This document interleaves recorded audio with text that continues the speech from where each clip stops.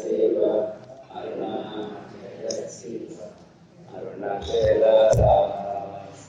అరుణాచల శివ అరుణాచల శివ అరుణాచల శివ అరుణాచల. ఓం నమో భగవతే శ్రీరమణాయ. ఓం నమో భగవతే శ్రీరమణాయ. ఓం నమో భగవతే శ్రీరమణాయ.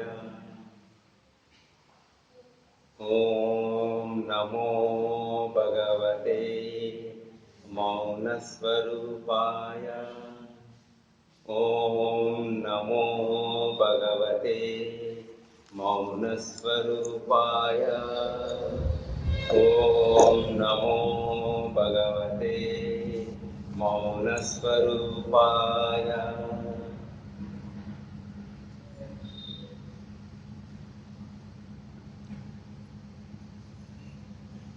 ఆత్మస్వరూపులైన విజ్ఞాన స్వరూప్ గారు, ఆత్మస్వరూపులైన భక్తులందరికీ నా వందనం.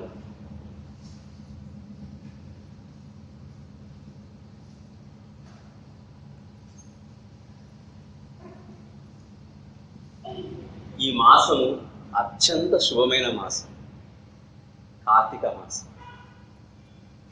మన అందరం కూడా ఎంతో సందడిగా జరుపుకునే మాసం కార్తీక మాసం. మరి కార్తీక మాసం యొక్క ప్రత్యేకత ఏంటి? అది శుభమైన మాసం ఎందుకు కావాలి?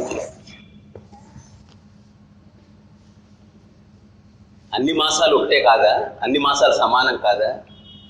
ఇది మనము శివుడి మాసంగా మనం వీటిని జరుపుకుంటాము. శివుడు మాసం అంటే ఏంటి? శివుడు అంటే ఎవరు అంటే మనం అందరం అనుకుంటాం శివుడు, పార్వతి, గణేశుడు అందరికీ మనకు తెలిసింది.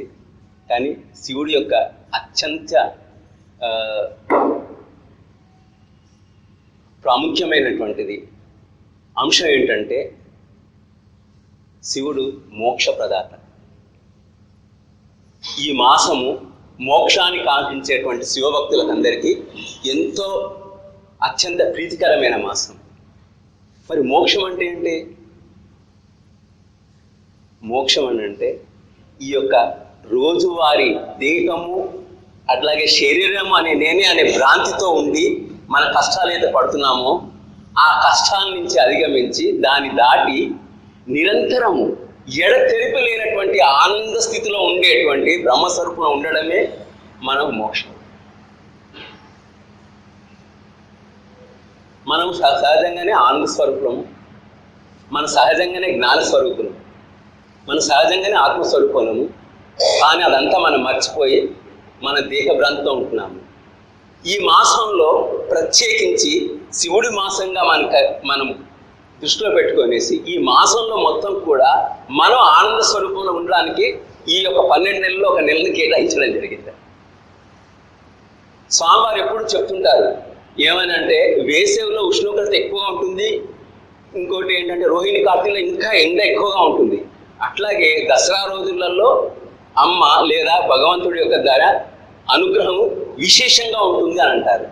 అట్లాగే ముముక్షులకు అత్యంత విశేషమైన మాసం ఏంటంటే కార్తీక మాసం. మనకు జ్ఞానము ఎన్నో రకాలుగా వస్తూ ఉంటుంది, దాన్ని ఆకలింపు చేసుకోవాలి. రోజువారీ కూడా మనకు తెలుస్తుంది, కానీ మనం తెలుసుకునే స్థితిలో ఉంటాము. అయితే ఈరోజు ఒక జ్ఞానం మనకు విజ్ఞాన స్వరూపం గారి రూపం ద్వారా మనకు వస్తుంది. ఈ యొక్క జ్ఞానాన్ని మనం ఆకలింపు చేసుకొని, అంటే ఆ జ్ఞాన స్థితిలో మనం నిలవడానికి, ఆ ఆనంద స్థితిలో మనం ఉండడానికి ఈ యొక్క సమావేశం మనము జరుపుకుంటున్నాము. విజ్ఞాన స్వరూప్ గారు చీఫ్ ఇంజనీర్గా పనిచేశారు. వారిది చెల్లపల్లి, కృష్ణా జిల్లా. అంటే వారికి తెలిసిన వివరాలు నాకు కొన్ని. అయితే మీ అందరికి కూడా వారి యొక్క ప్రసంగం వినాలనే ఆతృతతో మీరందరూ కూడా వచ్చారు. కాబట్టి నేను వారిని మిమ్మల్ని పరిచయం చేసి నేను మీకు అంటే ఇంకా మీ మధ్యలో వారి మధ్యలో అడ్డు లేకుండా తొలగిపోదామనేసి వారి యొక్క వివరాలు కూడా వారే మనకు కావాల్సిన తెలియజేస్తారని కోరుకుంటున్నాను.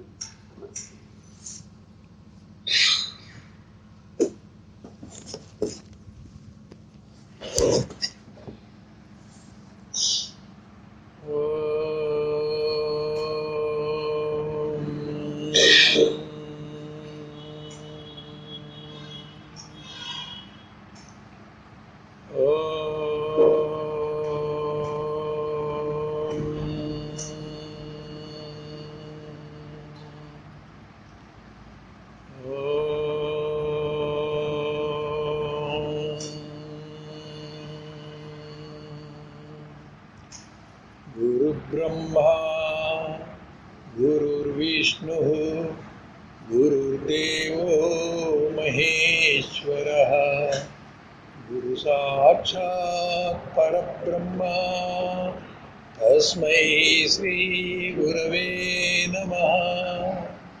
ब्रह्मानन्दं परमसुखदं केवलं ज्ञानमूर्तिं द्वन्द्वातीतं गगनसदृशं तत्त्वमस्यादिलक्ष्यम् एकं नित्यं विमलमचलं सर्वधी साक्षिभूतं भावातीतं त्रिगुणरहितं सद्गुरुं तं नमामि। ॐ नमो ब्रह्मादिभ्यो ब्रह्मविद्या साम्प्रदायकर्तृभ्यो वंशऋषिभ्यो महाभ्यो नमो गुरुभ्यः। सर्वोपप्लवरहित प्रज्ञानघनप्रत्यगर्भो ब्रह्मैवाहमस्मि अहं पदार्थरहितः। सहनाववतु सहनौ भुनक्तु सह वीर्यं करवावहै तेजस्विनावधीतमस्तु मा विद्विषावहै। ओम शांति शांति शांति। వారు చెప్పినట్టుగా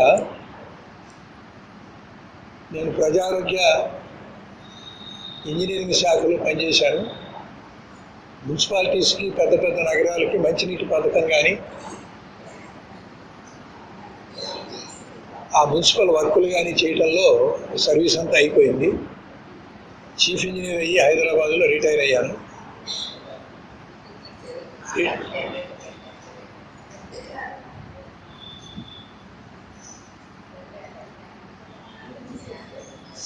కృష్ణా జిల్లా చల్లపల్లిలో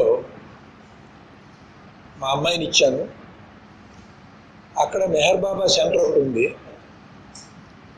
అక్కడ మా అమ్మాయి తాలూకా అత్తవారు వాళ్ళంతా కూడా మెహర్ బాబా భక్తులు. మెహర్ బాబా కూడా సూఫీ మతాన్ని అద్వైత మతాన్ని బోధించారు.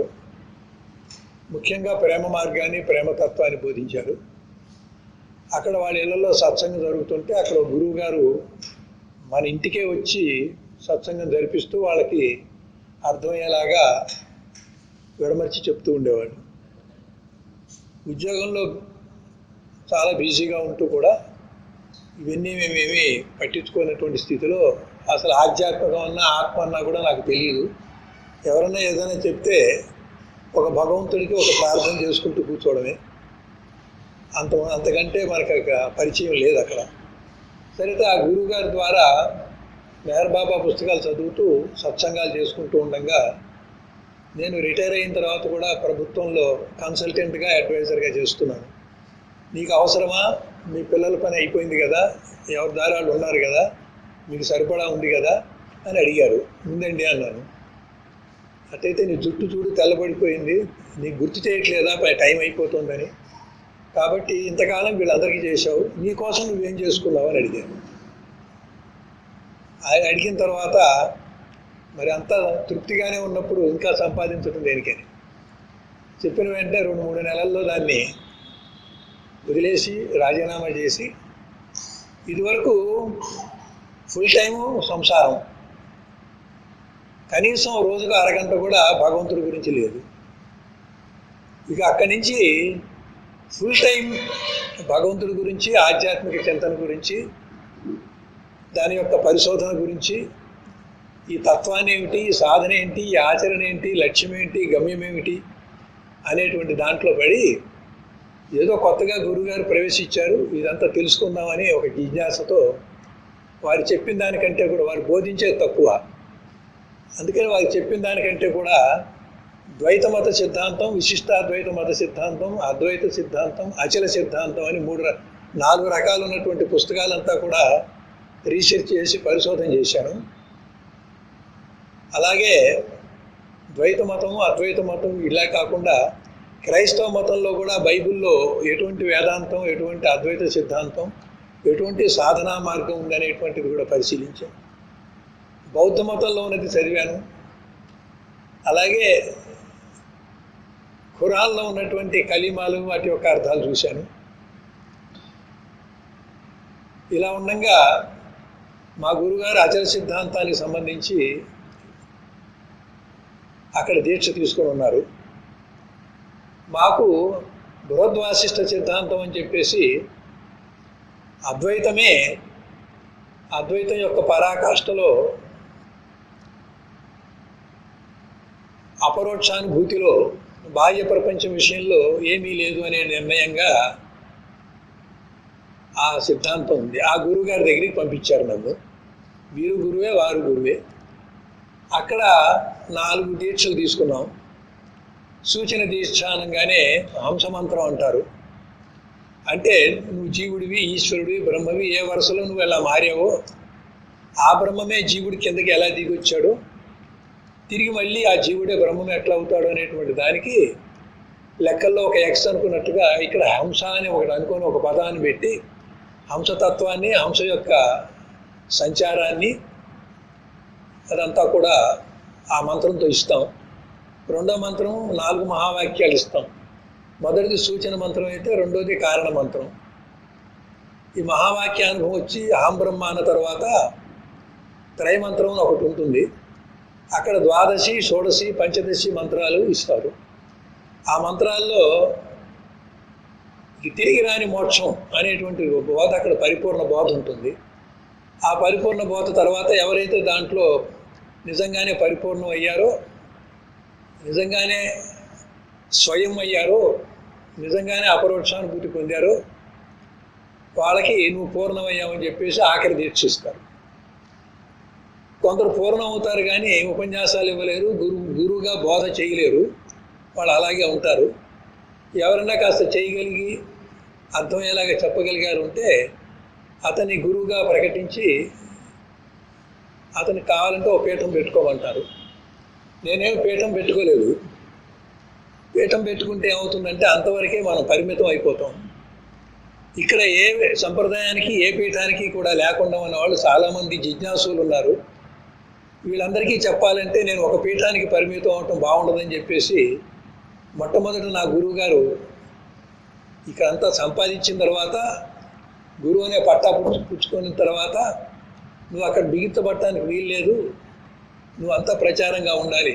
అయితే మేము ప్రచారం ఏం చేసుకోవట్లేదు, దానికి అదే ప్రచారం అవుతుంది. ఈ కోదండరావు గారేమో నాకు శిష్యుడు. ఇక్కడ ఆ చిన్న సంఘటన కూడా మీకు చెప్పాల్సి ఉంది. వారు ఎప్పటి నుంచో వేల్పూర్ స్వామి దగ్గరికి భార్యాభర్తలు ఇందిర గారు, ఇద్దరు గారు వస్తూ ఉంటారు, పోతూ ఉంటారు. అక్కడ మాకు గురువు కావాలంటే అని పలక మీద రాసిచ్చారు. ఆయన పలక మీద మీ గురువు మీ ఊళ్ళోనే ఉన్నారు అని జవాబిచ్చారు. కొంతకాలానికి ఒక సినిమా ఫక్కీలోనే ఎలాగో ఆయనకి మాకు కనెక్షన్ వచ్చింది. ఇప్పుడు వారం వారం వారి ఇంటికి వెళ్ళి ప్రతి ఆదివారం సత్సంగం చేస్తూ ఉన్నాం. తర్వాత మళ్ళీ వారు వేర్పూరు వచ్చారు. స్వామివారి మౌనస్వామి గారి దగ్గరికి వచ్చి, మీరు అన్నట్టుగా గురువుగారు మా ఊళ్ళో దొరికారు, మాకు ప్రతి ఆదివారం మా ఇంటికి వస్తున్నారు, మాకు బోధ చేస్తున్నారని పలక మీద రాశారు వారు. ఆయన అది కరెక్ట్ అన్నట్టుగా హర్షం వ్యక్తం చేశారు. అది జరిగి చాలా కాలం అయింది. ఓసారి అన్నారు, మీరు ఆ స్వామిని ఎందుకు దర్శించకూడదు అని. సరే, మేము ఎక్కడో ఉండి ఏదో కాస్త పాఠాలు చెప్పుకుంటున్నాము, స్వామి దృష్టిలో మాకు అంత విలువ ఉందా, అయితే ఓసారి దర్శనం చేసుకుందామని నేను వచ్చాను. అసలు వాస్తవానికి ఇది. ఇక్కడ మనం ఉపన్యాసాలు ఇవ్వడానికి కానీ నేనేదో బోధించడానికి రాలేదు. ఆయన కోరిక అది నాకు కూడా చెప్పలేదు. ఇక్కడికి వచ్చాక స్వామివారి అనుమతి మళ్ళీ అడిగారు. మరి నిన్న చెప్దాం అనుకున్నాము, మీరు ఎక్కువ సంఖ్యలో వాళ్ళైతే ఉంటారు, నిన్నటికంటే వాళ్ళ బాగుంటుందని చెప్పాను. కానీ నేను వాళ్ళ పొద్దున్నే వెళ్ళవలసింది. ఇక మౌనస్వామి గారు చెప్పారు అంటే ఎక్కడైనా సరే వచ్చేదాకా మీ ఇష్టం అండి, గురువుగారు వదిలేదాకా మీరు వెళ్ళకూడదు, ఆయన అనుమతిస్తేనే వెళ్ళాలి. నా సూత్రం అది. కనుక అక్కడ ఎన్ని పనులు ఉన్నా వాళ్ళు ఉండి చెప్పమన్నారు కాబట్టి నేను ఉండిపోయాను, వాళ్ళు చెప్తున్నాను. ఇందులో నన్ను నేను పరిచయం చేసుకోవడంలో కూడా మీరు ముఖ్యమైన పాయింట్లు ఏంటంటే గురువుగారి అనుమతి ప్రకారంగా నడుచుకోవాలి. గురువుగారి దగ్గరికి మీరు రావటమే మీ పూర్వజన్మ సుకృతం. వచ్చిన తర్వాత మార్జాల కిషోర న్యాయంగా మిమ్మల్ని వారు పట్టుకుంటారు, తల్లి పిల్లని పట్టుకున్నట్టుగా పట్టుకొని ఆయనకి మీ పూర్వజన్మ సంస్కారం ఏంటి, మీ బంధం ఏంటి వాళ్ళకి తెలుసు. దాని నుంచి మీకు విడుదల చేసి మోక్ష మార్గానికి ఏ రకంగా తీసుకెళ్ళాలి. అందరూ ఒకలా ఉండరండి, అందరి స్వభావం ఒకటి ఉండదు. ఎవరు తగ్గట్టుగా వాళ్ళకి వేరే వేరే మార్గాల్లో వేరే వేరే ఉపాయాల్లో నడిపించాల్సి వస్తుంది. కొందరికి సేవా మార్గం చెప్తారు, కొందరికి ఇంకో రకంగా చెప్తారు. ఇప్పుడు ధ్యానంలో మనం అందరం కూడా ఉన్నాం. ధ్యానంలో కూడా ఒక యోగం ఉంటుంది. ఆ యోగంలో మరి నాదానుసంధానంగా వెళ్ళేవాళ్ళు ఉన్నారు, కుండలిని దాటుకుంటూ పోయి కుండలిని పద్ధతులు పోయేవాళ్ళు ఉన్నారు. దీంట్లో చాలా రకాలు ఉన్నాయి. అయితే యోగం ఎంతవరకు తీసుకెళ్తుంది అంటే మీ మనసుని పనిచేయనీయకుండా ఆపడానికి తీసుకెళ్తుంది. అయితే అది తాత్కాలికం. మనసు ఎందుకు పనిచేయకూడదు అంటే మీరందరూ ఆత్మస్వరూపులై ఉన్నారు. ఆత్మ అంటే ఏమి లేదు, ఒక చైతన్యం. ఆ చైతన్యం మీ అందరిలో ఉంది. ఆత్మ అనే పేరు ఎలా వచ్చింది దానికి? మీలో ఉన్న చైతన్యం వల్లే మీ శరీరం బాల్య యవ్వన కౌమార వృద్ధాప్యాలుగా పనిచేస్తుంది, పెరుగుతోంది, క్షీణిస్తుంది, నశిస్తుంది. ఒక రాయి పెరగడం, తగ్గడం, నశించడం లేదుగా, దాంట్లో చైతన్యం లేదు. మళ్ళీ ఒక చైతన్యం ఉంది. అందుకే గర్భస్థ పిండంగా ఉండి అక్కడ కొంత పరిమాణానికి పెరిగి మళ్ళీ పుట్టి మళ్ళీ బాల్య యవ్వనం దాకా పెరిగి మధ్యలో శరీరాకృతుల్లో మార్పు వచ్చి పరిణామం వచ్చి మళ్ళీ ఒకానొక వయసు నుంచి మళ్ళీ వృద్ధాప్యం వచ్చేసరికి క్షీణిస్తూ చివరికి నశిస్తుంది ఈ శరీరం. మరి ఇన్ని రకాల పరిణామాలకి మార్పులకి ఏది కారణమై ఉంటుంది? ఏదో ఒక శక్తి ఉండాలి. దాని ఆత్మశక్తి అంటామా, ఆత్మ చైతన్యం అంటామా, అది మనలో ఉంది. అది దానివల్ల మనసు రమణ మహర్షి స్వామి చెప్తూ ఉంటారు, చిత్తు జడము అని. ఈ చిజ్జడము రెండు కలిసి గ్రంథి అయిందని. గ్రంథి అంటే ముడి. ఆ ముడిలో ఒక నేను తోచిందని చెప్పారు. కనుక ఇప్పుడు నేనెవరు అనగానే చిత్తు జడము కలిసినటువంటి దాంట్లో ఈ నేను వచ్చింది. నువ్వు చిత్తువా, నువ్వు జడానివే. చిత్ అంటేనేమో మనలో ఉన్నటువంటి ఆత్మ చైతన్యం, ఆత్మశక్తి. జడం అంటే ఏంటి? ఈ రక్తమాంసాలతో ఉన్నటువంటి శరీరం, మార్పు చెందే శరీరం, కర్మేంద్రియాలతో పనిచేయడానికి అవసరమైన చైతన్యం కూడా ఆత్మ నుంచే వస్తుంది. ఆత్మ నుంచి కనుక ఆ చైతన్యం లేకపోతే కర్మేంద్రియాలు పనిచేయవు. జ్ఞానేంద్రియాలు కూడా శబ్దస్పర్శ రూపరస గంధాలు గ్రహిస్తున్నాయి, అవి కూడా జడమే. వాటికి కూడా అవి గ్రహించడానికి అవసరమైనటువంటి శక్తి నీలోనే ఉంది, దాని పేరే చైతన్యం. మనసు ఆలోచించాలి, సంకల్పాలు వికల్పాలు చేయాలన్నా కూడా మనసు జడం. అయినప్పటికీ మనసులో వ్యాపించినటువంటి నీ చైతన్యం మనసుని ఆలోచనలుగా సంకల్పాలు వికల్పాలు చేయటానిగా ఆ చైతన్యం అందించి ఇలా జరుగుతుంది. బుద్ధి కూడా అలాగే చైతన్యం ఉండబట్టే నిర్ణయాలు చేస్తుంది.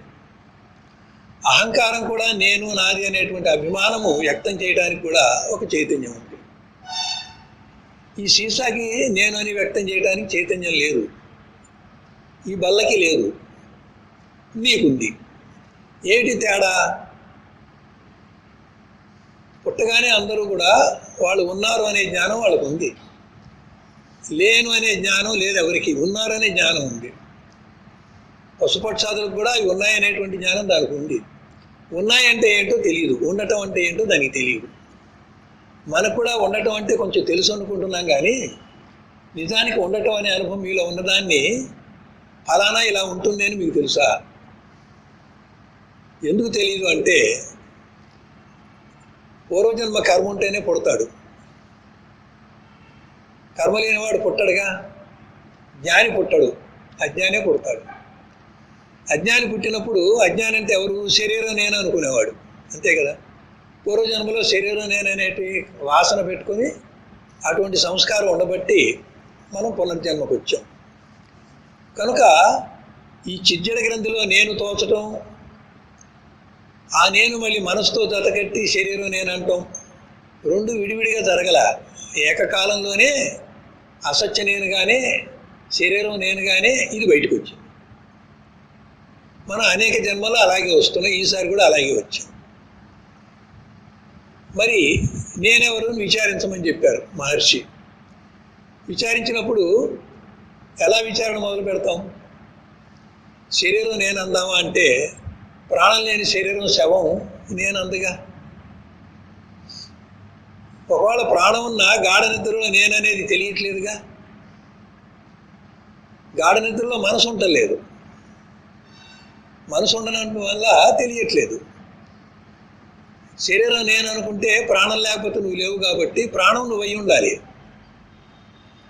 ప్రాణం ఉన్నా కానీ మనసు లేనప్పుడు గాఢ నిద్రలో ఏమీ తెలియలేదు కాబట్టి మనసు నువ్వు అయి ఉండాలి.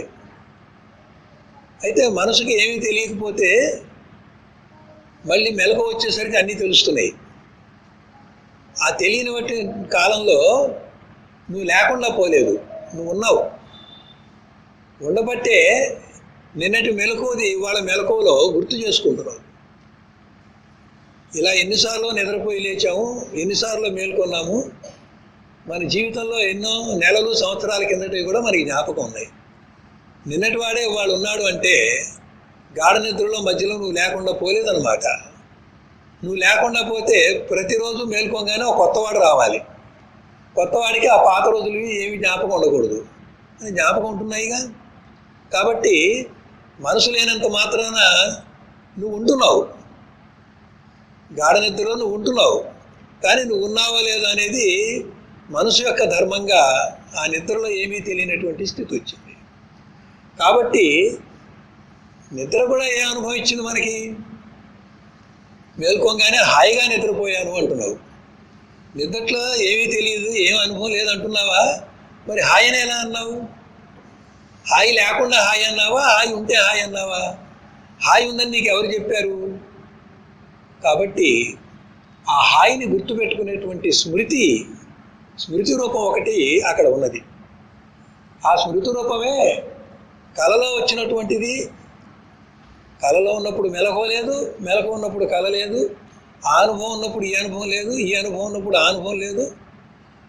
కలలో ఉన్నవాడు వచ్చి మెలకువలో వచ్చి నాకు ఫలానా అనుభవం వాడి చెప్పట్లేదు.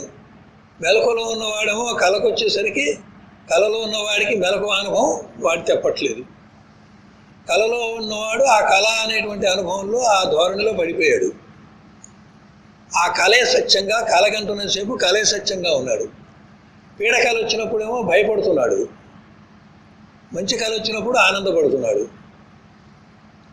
మెలకు వచ్చిన తర్వాత ఆ భయం ఆనందం ఈ జాగ్రత్త అవస్థ అనేటువంటి మెలకు అవస్థలో మీరు పోల్చి చూసినప్పుడు ఇక్కడ అటువంటి వస్తువులు లేవు, అటువంటి భయపెట్టినవాడు లేడు, అటువంటి ఆనందపరిచిన వాడు లేడు. కానీ నీ జీవితంలో నీకు కొన్ని సుఖాలు ఇచ్చేవాళ్ళు, దుఃఖాలు ఇచ్చేవాళ్ళు, భయపెట్టేవాళ్ళు, ఆనందపరిచేవాళ్ళు వేరుగా ఉన్నారు. దీంతో పోలిస్తే కళాబద్ధం అన్నారు. అసలు స్వప్నంతో పోలిస్తే జాగ్రత్త అవస్థ అంటే మెలకు ఎందుకు అబద్ధం కాకూడదు? ఆ ప్రశ్న ఎప్పుడు మనం అనుకోలే. మెలకుతో పోల్చి కళాబద్ధం అన్నారే, మరి కళా అనుభవం సత్యం అనుకొని దాంతో పోలిస్తే మెలకు ఎందుకు అబద్ధం కాకూడదు? మీరు ఎందుకు కాదంటున్నారంటే నిన్నటి మెలకువది వాళ్ళ మెలకువ, మళ్ళీ వాళ్ళ మెలకువ రేపటి మెలకువ. మనం చేసిన పని ఎక్కడ ఆపారో ఆ మన్నాడు ఆ పని అక్కడి నుంచి కంటిన్యూ చేస్తున్నారు. ఆ జ్ఞాపకాలు, ఆ గుర్తులు ఉన్నాయి. ఈ మెలకువ అనేటువంటిది ఏదో అది మీ టీవీలో సీరియల్ చూసినట్టుగా నిన్న ఆగినటువంటి సీరియల్ వాళ్ళ కొనసాగేలాగా ఉంటుంది. కళలో ఉన్నదేమో సింగిల్ ఎపిసోడ్గా ఏ రోజు దా రోజు అయిపోయేటట్టుగా, ఆ వచ్చింది కూడా ముక్కలు ముక్కలుగా, కార్యకారణాలు లేకుండా.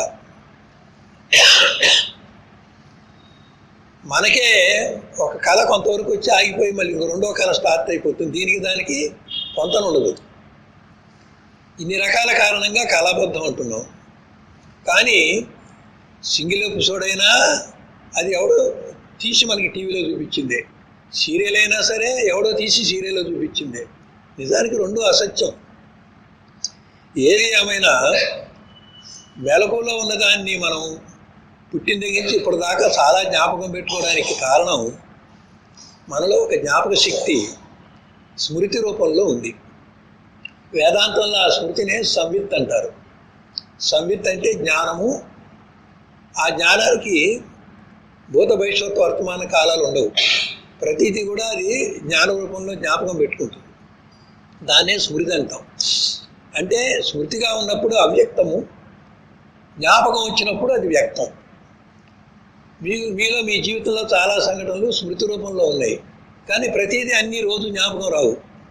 ఏదో ఒకటి జ్ఞాపకం వస్తుంది, లేకపోతే ఎవరైనా ఏదో కదిలిస్తే జ్ఞాపకం వస్తుంది. ఇది ఎక్కడి నుంచి జ్ఞాపకం వచ్చింది? ఎప్పుడో సంఘటన మీ దగ్గర దాక్కుంది, అప్పుడు దానికి స్మృతి అని పేరు పెట్టాం. ఇవాళ దాన్ని కెలికితే ఎవరో దాని ప్రస్తావన తీసుకొస్తే మళ్ళీ మనకి గుర్తొచ్చింది. ఈ గుర్తు రావడంతో నీలో ఒకడు ఉన్నాడు, వాడు సంవిత్ రూపుడు, వాడి స్మృతి రూపుడు, వాడు అవ్యక్తంగా ఉన్నాడు. వాడే ఈ కళ నీకు వచ్చిందని మెలకులో చెప్తున్నాడు. వాడే గాఢ నిద్ర నీకు హాయిగా ఉందని చెప్తున్నాడు. వాడే గాఢ నిద్రలో నీకు ఏమీ తెలియట్లేదని చెప్తున్నాడు. ఏమీ తెలియట్లేదనే మాట నీకు ఎలా తెలుసు? కాబట్టి ఏమీ తెలియకపోవడం కూడా ఒక అనుభవం. ఆ అనుభవం ఈ సంవిత్ రూపుడికి తెలుసు. అందుకని వాడేంటంటే నాకేమీ తెలియట్లేదు అన్నాడు. నిజానికి నీకేమీ తెలియకపోతే అక్కడ బ్రేక్ రావాలి. ఏమీ తెలియలేదు అనేది ఒక అనుభవం నీకు ఉంది. కానీ ఒకవేళ అనుభవం కూడా లేదనుకోండి, అక్కడ బ్రేక్ రావాలి. బ్రేక్ వస్తే రోజుకోసారి కొత్త మనిషి పుడుతున్నాడు అంతే. మన మెలకువ వాళ్ళు గుర్తుండకూడదు, ఇవాళ మెలకువ రేపు గుర్తుండకూడదు. నిన్న మనం నేర్చుకున్న పాఠం వాళ్ళు మర్చిపోతాం, మళ్ళీ వాళ్ళు అదే పాఠం మళ్ళీ చదవాల్సిందే. ఆ పాఠం కొనసాగించడానికి వీలు లేదు. అక్కడ స్మృతి రూపంలో ఒకటి ఉంది కాబట్టి ఆ పాఠాలు కొనసాగుతున్నాయి. అలాగే ఏమీ తెలియలేదు అనేటువంటిది ఏ అనుభవం లేదని కాదు, అక్కడ ఏమీ తెలియట్లేదు అనేటువంటి ఒక అనుభవం ఉన్నది. ఆ సంవిత్ రూపుడు ఆ అనుభవాన్ని మనకి చెప్తున్నాడు. ఎవరు వింటారండి? ఈ జాగ్రత్త అవస్థ యొక్క మెలకు యొక్క అభిమాని వేదాంతంలో విశ్వడు అంటారు. ఈ స్వప్నావస్థ యొక్క అభిమానిని తైజసుడు అంటారు. గాఢ నిద్రావస్థ యొక్క అభిమానిని ప్రాజ్ఞుడు అంటారు. ఈ ముగ్గురు మూడు అవస్థల్లో ఉన్నారు. ఒక అవస్థలో ఉన్నప్పుడు మిగతా ఇద్దరికి తెలియదు. ఎవరు ఏ అవస్థలో ఉన్నారో అది వాళ్ళకే తెలుసు. ఉదాహరణకు ఒక యజమాని ఇక్కడ పొలం పని చేయిస్తున్నాడు.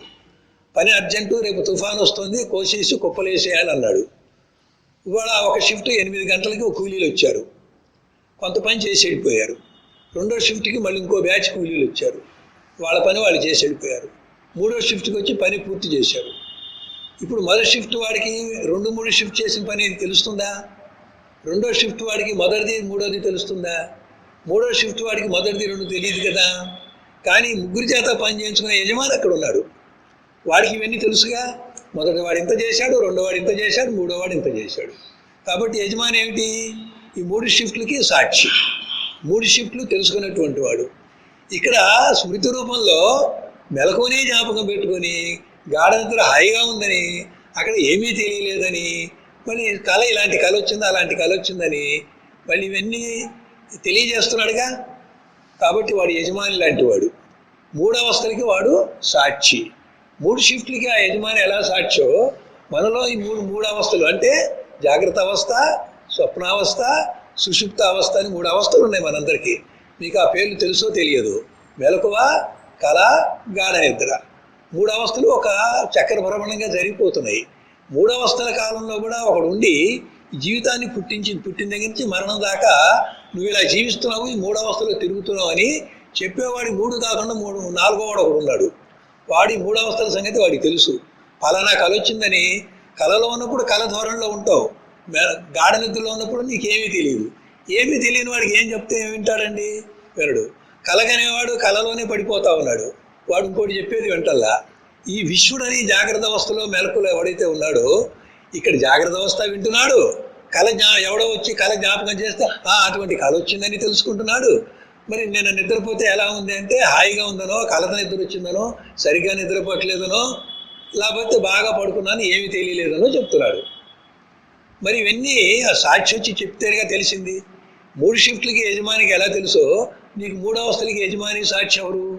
ఆ సంవిత్ రూపుడు, ఆ స్మృతి రూపుడే. ఇవాళ నేనెవరు అనే దాంట్లో మహర్షి కానీ ఎవరైనా చెప్పేది ఏమిటంటే ఈ 3 అవస్థలకి ఎవడైతే సాక్షి ఉన్నాడో వాడెవడో తెలుసుకోవాలి. ఇక్కడ నేను అనేటువంటిది ఒకటి చెప్తున్నావు. నేను ఎలా వచ్చాడండి మనలో? ఇప్పుడు చిత్తము, మనసు, బుద్ధి, అహంకారం 4 ఉన్నాయి. ఈ అహంకారం ఏమిటి? మళ్ళీ నేను నాదనే అభిమానం. కానీ నేనెవరు? ఈ అహంకారం కాదు. ఈ నేను నాది అభిమానం ఎట్లా వచ్చింది? శరీరానుసారంగా వచ్చింది. శరీరం ఉన్నా లేకపోయినా ఎప్పుడు ఉండేటువంటి ఆత్మకి శరీరానికి ఏం సంబంధం? శరీరాన్ని చూడొచ్చు, శరీరాన్ని ఉంచుకోవచ్చు, శరీరాన్ని ధరించవచ్చు, శరీరానికి నీ ఆత్మ చైతన్యాన్ని అందించవచ్చు. ఆ చైతన్యం ద్వారా శరీరం ఎన్ని మార్పులు చెందొచ్చు. కానీ నేను శరీరం ఎందుకు అవుతుంది? చిన్నప్పుడు ఒక ఫోటో తీర్చుకున్నారు మీరు, తర్వాత మధ్యలో ఒక ఫోటో తీర్చుకున్నారు, మళ్ళీ వృద్ధాప్యంలో ఫోటో తీర్చుకున్నారు. చిన్నప్పుడు ఉన్నట్టుగా ఇప్పుడు లేరుగా. కానీ ఆ ఫోటో చూపించి ఇది ఎవరంటే అది నేనే అంటున్నారు. మరి ఆ ఫోటోలు అలా లేకుండా మీరు నేనే అన్నారేంటి? కాబట్టి నేననేవాడు మార్పు చెందకుండా ఒకడు ఉన్నాడు, శరీరం మాత్రం మార్పు చెందుతోంది. మార్పు చెందే శరీరాన్ని చూస్తూ అప్పుడు అలా ఉన్నాను, ఇప్పుడు ఇలా ఉన్నాను, ఈరోజు ఇలా ఉన్నాను, ఇలా నేను మారాను చెప్పి అన్ని మార్పుల్ని గుర్తించి అన్ని మార్పులు ఉన్నటువంటి శరీర మార్పులు నాకే తెలుస్తున్నాయని ఆ తెలివి రూపుడు ఒకడు ఉండాలిగా. ఆ తెలివి రూపుడే సంవిత్ రూపుడు. వాడున్నాడు కాబట్టి వాడు 3 అవస్థలకి సాక్షి. సాక్షి అంటే ఏంటి? 3 అవస్థలు వాడికి తెలుసు. ఎప్పటి నుంచి తెలుసు వాడికి? పుట్టిన దగ్గర నుంచి ఇప్పటిదాకా తెలుసు. అయితే కొన్ని మర్చిపోయాడు, కొన్ని గుర్తుపెట్టుకున్నాడు, కొన్ని ఎవరన్నా జ్ఞాపకం చేస్తే గుర్తొస్తాయి. అయితే ఆ తెలివి స్వరూపుడు ఉన్నాడు. ఆ తెలివి అంటే ఏంటి? జ్ఞానం. కనుక జ్ఞానం అనే పేరుతో, తెలివి అనే పేరుతో ఒకడు ఉన్నాడు. వాడు 3 అవస్థల్లోనూ కూడా నిద్రపోకుండా ఉన్నాడు, 3 అవస్థలో కూడా మారకుండా ఉన్నాడు. వాడికి అసలు అవస్థ లేదు. మరి ఈ అవస్థలు ఎవరికి? మనస్సుకి. మనసే కాసేపు మెలకుగా, కాసేపు కలగంటూ, కాసేపు గాఢ నిద్రపోతూ ఉంటుంది. కాబట్టి ఈ సంవిత్ రూపుడు, ఈ తెలివి రూపుడు, ఈ సాక్షి రూపుడు ఎవడైతే ఉన్నాడో వాడెవరంటే వాడు నేను అనమాట. ఈ నేను ఎలా వచ్చాడు? వేదాంతం ఏం చెబుతుందంటే, అద్వైత వేదాంతం మీ అందరికీ ఒక అంతఃకరణ ఉంది. అంతఃకరణ అంటే ఏంటి? అంతఃకరణ చతుష్టయం. చిత్తము, మనసు, బుద్ధి, అహంకారం 4 కలిపి అంతఃకరణ చతుష్టయం. ఇది ఒక తెర లాంటిది.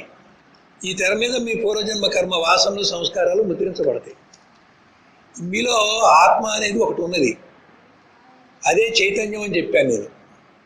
ఆ చైతన్యమే ఈ జడమైన వాటిని చైతన్యవంతం చేస్తుంది. ఆత్మ లేకపోతే మనసు జడము, ఆత్మ చైతన్యం మనసుకు అందుబాటు అయ్యేసరికి మనసు చైతన్యవంతమై వికల్పాలు చేస్తుంది. ఈ చక్షురింద్రియం అని కన్ను అనేది ఒకటి ఉన్నది, ఇది జడమే. ఆత్మ చైతన్యం వల్ల చక్షురింద్రియము చైతన్యవంతమై రూపాలని గుర్తెరుగుతోంది. శ్రోత్రేంద్రియం అలాగే ఆత్మ చైతన్యం వల్ల చైతన్యవంతమై శబ్దాల్ని గుర్తిస్తోంది. ఇలాగా మనలో ఉన్న ఇంద్రియాలు, మనసు, బుద్ధి, ఈ అంతఃకరణ చతుష్టయము ఇవన్నీ కూడా ఆత్మసత్తా చేత, ఆత్మ చైతన్యం చేత చైతన్యవంతమై పనిచేస్తాయి. ఇంకా ఆత్మకు ఇంకొక లక్షణం ఏంటి? చైతన్యం అంటే శక్తి అనుకోండి, ఇంకో లక్షణం ఉంది దానికి, జ్ఞానం. దాన్ని చెప్తున్నా, వీడు సంవిత్ రూపుడు, జ్ఞాన రూపుడు అని చెప్తున్నా కదా. వాడిని జ్ఞాత అని కూడా అంటాం. వాడిని తెలుసుకునేవాడిని జ్ఞాత అంటాం. ఈ జ్ఞాత ఏం తెలుసుకుంటున్నాడు? అక్కడ జాగ్రత్త అవస్థను తెలుసుకుంటున్నాడు, స్వప్నావస్థను తెలుసుకుంటున్నాడు, గాఢ నిద్రావస్థను తెలుసుకుంటున్నాడు, మూడో అవస్థలో కూడా వాడు ఉంటున్నాడు, మూడో అవస్థని తెలుసుకుంటాడు. మనం పుట్టిన దగ్గర నుంచి ఈ మూడో అవస్థలోనే చచ్చేదాకా తిరుగుతున్నాం. కాబట్టి పుట్టిన దగ్గర నుంచి చచ్చేదాకా వాడు ఉంటున్నాడు. వాడికి అవస్థలు లేవు, అవస్థలకి సాక్షిగా ఉన్నాడు. వాడు మార్పు చెందట్లేదు, మార్పు చెందేదానికి సాక్షిగా ఉన్నాడు. మార్పు చెందేది తెలుసుకుంటున్నాడు వాడు. ఉదాహరణకి శరీరం మార్పు చెందుతోంది, వాడు శరీర మార్పును తెలుసుకున్నాడు. అలాగే మూడవస్థలో నీలో మనసులో మార్పు వస్తుంది, మనసులో వచ్చే మూడవస్థల మార్పుని వాడు తెలుసుకుంటున్నాడు. ఏమండి, ఇప్పుడు అవస్థలు ఉన్నా లేకపోయినా వాడు ఉన్నాడు. అవస్థలు ఉంటే అవస్థలు తెలుసుకుంటున్నాడు, అవస్థలు లేకపోతే వాడి లక్షణం ఏంటి? జ్ఞానం. వాడి లక్షణం ఏంటి? తెలుసుకోవడం. వాడి లక్షణం ఏంటి? జ్ఞాపకం పెట్టుకోవడం కదా. మరి ఇప్పుడు అవస్థలు తెలుసుకున్నప్పుడు అవస్థను జ్ఞాపకం పెట్టుకుంటున్నాడు. విశ్వడు అక్కడే వింటాడు జాగ్రత్త అవస్థలో, మెలకువలో. వాడికి ఇలాంటి కళ, ఇలాంటి నిద్ర అని చెప్తాడు. నిన్నటిది మొన్నటిది ఎప్పటిదో ఉన్న వ్యవహారం అంతా కూడా ఆమె మెలకువలో ఉన్న వ్యవహారాన్ని ఆ మెలకువలో ఉన్నవాడికి చెప్తాడు. మెలకువలో ఉన్న వ్యవహారం కళలో ఉన్నవాడికి చెప్తే వాడు వినగలడా? మెలకువలో ఉన్న వ్యవహారం గాఢ నిద్రలో ఉన్నవాడికి చెప్తే వాడు వినగలడా? వాళ్ళిద్దరు వెళ్ళలేరు కాబట్టి వాళ్ళిద్దరిది కూడా మెలకువలో ఉన్నవాడికే చెప్తాడు. సరే, నువ్వు పుట్టిన దగ్గర నుంచి మరణించేదాకా ఈ తెలివి రూపుడు, ఈ జ్ఞాత ఉన్నాడు. జ్ఞాతలో ఉన్నాడంటే వాడి జ్ఞాతలో ఏముంది? ఈ తెలుసుకునే తెలివి ఉంది, దీన్ని జ్ఞాపకం పెట్టుకునే తెలివి ఉంది, ఇవన్నీ ఉన్నాయి. ఒకవేళ ఇవన్నీ లేవనుకో, ఆ జ్ఞాత ఏం చేస్తాడండి? మూడవస్థలు లేవనుకోండి, జ్ఞాత ఉన్నాడు, వాడికి తెలుసుకునే లక్షణమే ఉంది. తెలుసుకోవడానికి అక్కడ ఏం లేవు, ఖాళీ చేసేసాడు. అప్పుడు ఏం చేస్తాడు? ఏం తెలుసుకుంటాడండి వాడు? వాడికి తెలుసుకోవడం అనే లక్షణం ఉంది కాబట్టి తను తానే తెలుసుకుంటాడు. తెలుసుకునేటువంటి లక్షణం ఆ జ్ఞాతలో ఉంది కాబట్టి వాడే తెలుసుకుంటాడు. మరి ఇప్పుడు ఎందుకు తెలుసుకోవట్లేదు? అజ్ఞానం ఆవరించటం వల్ల వాడి తెలివంతా కూడా మనసు ద్వారా విషయాల మీదకి వెళ్ళేసరికి ఈ విషయాలు తెలుసుకుంటున్నాడు. ఇవాళ మీరు ధ్యానం చేస్తున్నారు, ఎందుకు చేస్తున్నారు ధ్యానం? ఆ విషయాలు ఆగిపోవడానికేగా. విషయాలు ఆగిపోతే ఏమైంది? నీలో ఉన్న జ్ఞాత తను తాను తెలుసుకునేటువంటి స్థితిలో దొరుకుతాడు. అది ఆత్మానుభవం. జ్ఞాత తనను తాను తెలుసుకుంటాడు. ఎందుకని? తెలుసుకునే లక్షణం ఉంది వాడికి. ఆ జ్ఞాతలో జ్ఞానం ఉంది, జ్ఞాతలో విద్య లక్షణం ఉంది. విద్య అంటే తెలుసుకోవడం. అందుకని వాడిని సంయుక్తుడు అన్నాడు. చక్కగా తెలుసుకునేవాడు, సమగ్రంగా తెలుసుకునేవాడు, అన్నీ తెలుసుకోగలడు, తను తాను కూడా తెలుసుకోగలడు. అజ్ఞానం చేత ఏమవుతున్నాడు? తను తాను తెలుసుకోకుండా ఆ బహిర్ముఖంగా ఉన్నవన్నీ తెలుసుకుంటున్నాడు. ఇప్పుడు బహిర్ముఖంగా ఉన్నవన్నీ ఆపేస్తే ఏమవుతుంది? అవి తెలుసుకోవడం మానేస్తాడు. తెలుసుకోవడం మానేస్తే వాడు తెలుసుకునే లక్షణం ఉందిగా, మరి ఏం తెలుసుకుంటాడు? ఎవడు లేడు వాడు తప్ప. వాడేమో తెలుసుకోవాలి, వాడికి తెలివి ఉంది, వాడికి జ్ఞానం ఉంది, ఆ జ్ఞానంతో ఏదైనా తెలుసుకుంటాడు. అవన్నీ తెలుసుకోకుండా మనం అడ్డం పెట్టేశాం, తీసిపడేశాం. ఇప్పుడు ఏం తెలుసుకుంటాడు? తెలుసుకునే లక్షణం ఉంది కాబట్టి తను తానే తెలుసుకుంటాడు. మీకు అర్థం కావాలంటే మన ఆహారం తీసుకుంటే ఇక్కడ జఠరరసం ఉంది. అది ఏం చేస్తుంది? ఆహారాన్ని అరగదీస్తుంది. అరగదీసి అన్నరసాన్ని తయారు చేస్తుంది. అన్నరసాన్ని తయారు చేసి మళ్ళీ రక్తంగా మారుస్తుంది. రక్తంగా మార్చి మీ శరీరం అంతా ప్రతి కణానికి 72,000 నాడులు, ఉపనాడులకి పంపకం చేస్తుంది. అంతే కదా. కనుక ఆ జఠరరసం పని ఏంటంటే, జఠరాగ్ని, అగ్ని పని ఏంటంటే అరగొట్టడం. ఇవాళ ఉపవాసం చేసావు, ఉపవాసం చేస్తే ఏం చేసింది? అది ఏం అరగొట్టాలి? దాన్ని అరగొట్టడానికి ఏమీ లేదు, కానీ దాని లక్షణం అరగొట్టడమే. నువ్వు పడేస్తే అరగొడుతుంది, పడేయకపోతే దేన్ని అరగొట్టాలి? నీ పొట్ట లోపల ఉన్న గోడల్ని అరగొడుతుంది. గోడలు అరగొడితే ఆ గోడల యొక్క, ఆ పొరల యొక్క అణువులన్నీ కూడా రక్తంలో కలుస్తాయి. అదే షుగర్ వ్యాధి. అదే షుగర్ వ్యాధి.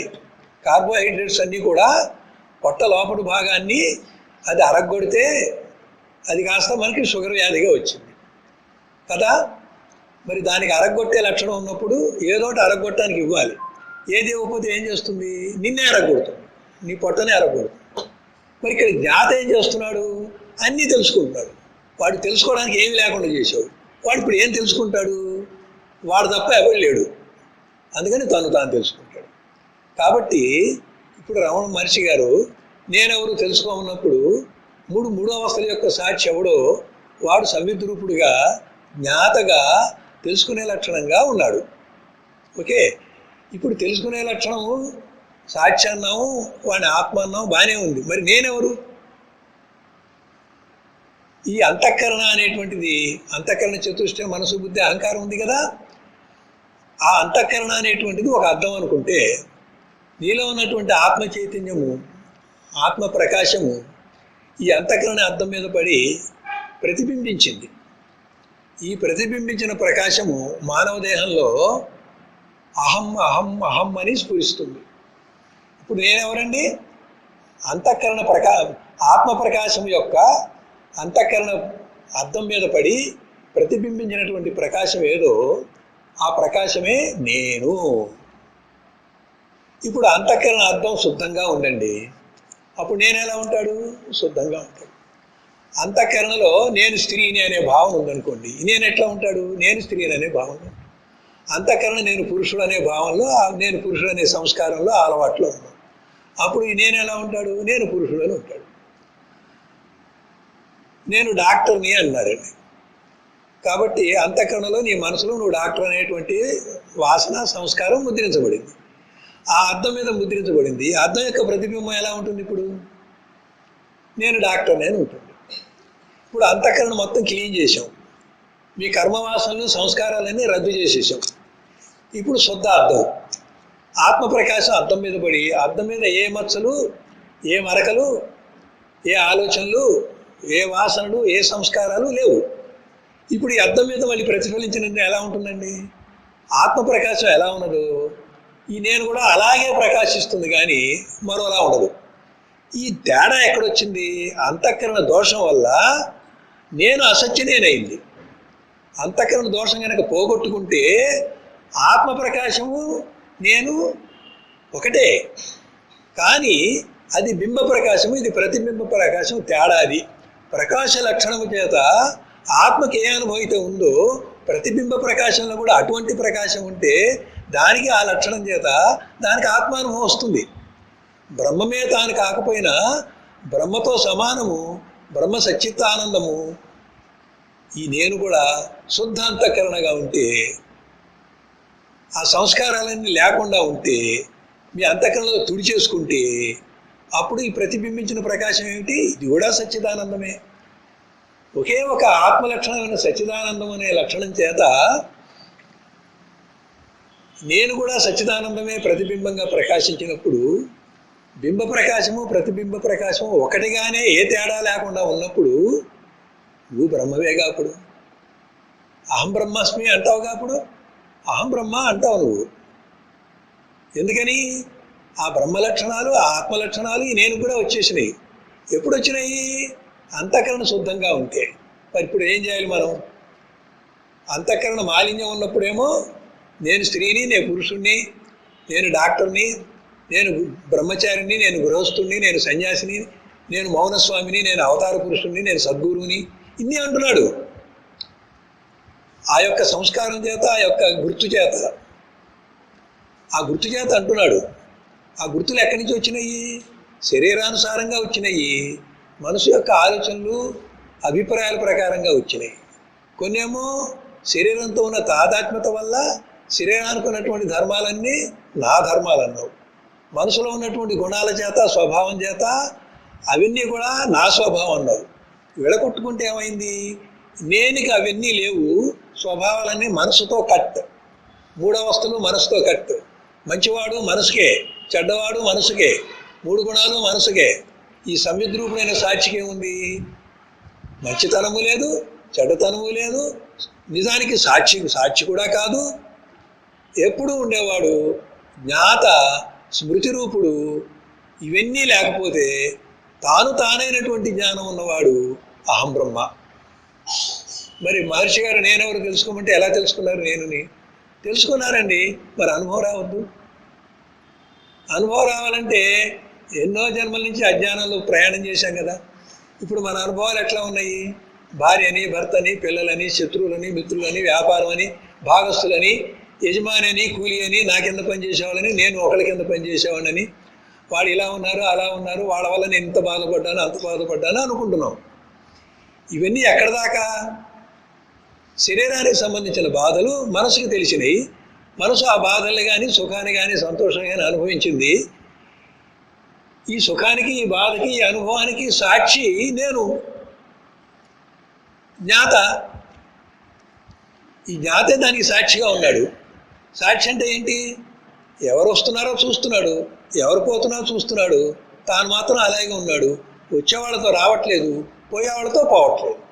ఇవాళ మీకు దుఃఖం వచ్చింది చూచాడు, రేపు ఆనందం వచ్చింది చూచాడు. దుఃఖం రాకముందు వాడు ఉన్నాడు, దుఃఖం రాకముందు లేకుండా దుఃఖంతో పాటు రాలేదు. దుఃఖం ఆగిపోగానే పోలా, ఇక్కడే ఉన్నాడు. మళ్ళీ సుఖం రావడాన్ని చూశాడు, సుఖంతో పాటు ఉన్నాడు. సుఖం పోయిన తర్వాత సుఖం పోవడం చూశాడు. సుఖము దుఃఖం రెండు లేకుండా కూడా ఉన్నాడు. సుఖం వచ్చినప్పుడు ఉన్నాడు, సుఖం లేనప్పుడు ఉన్నాడు. దుఃఖం వచ్చినప్పుడు ఉన్నాడు, దుఃఖం లేకుండా కూడా ఉన్నాడు. కనుక వాడు ఎప్పుడు ఉంటున్నాడుగా, సుఖ దుఃఖానికి సంబంధం లేకుండా ఉంటున్నాడుగా.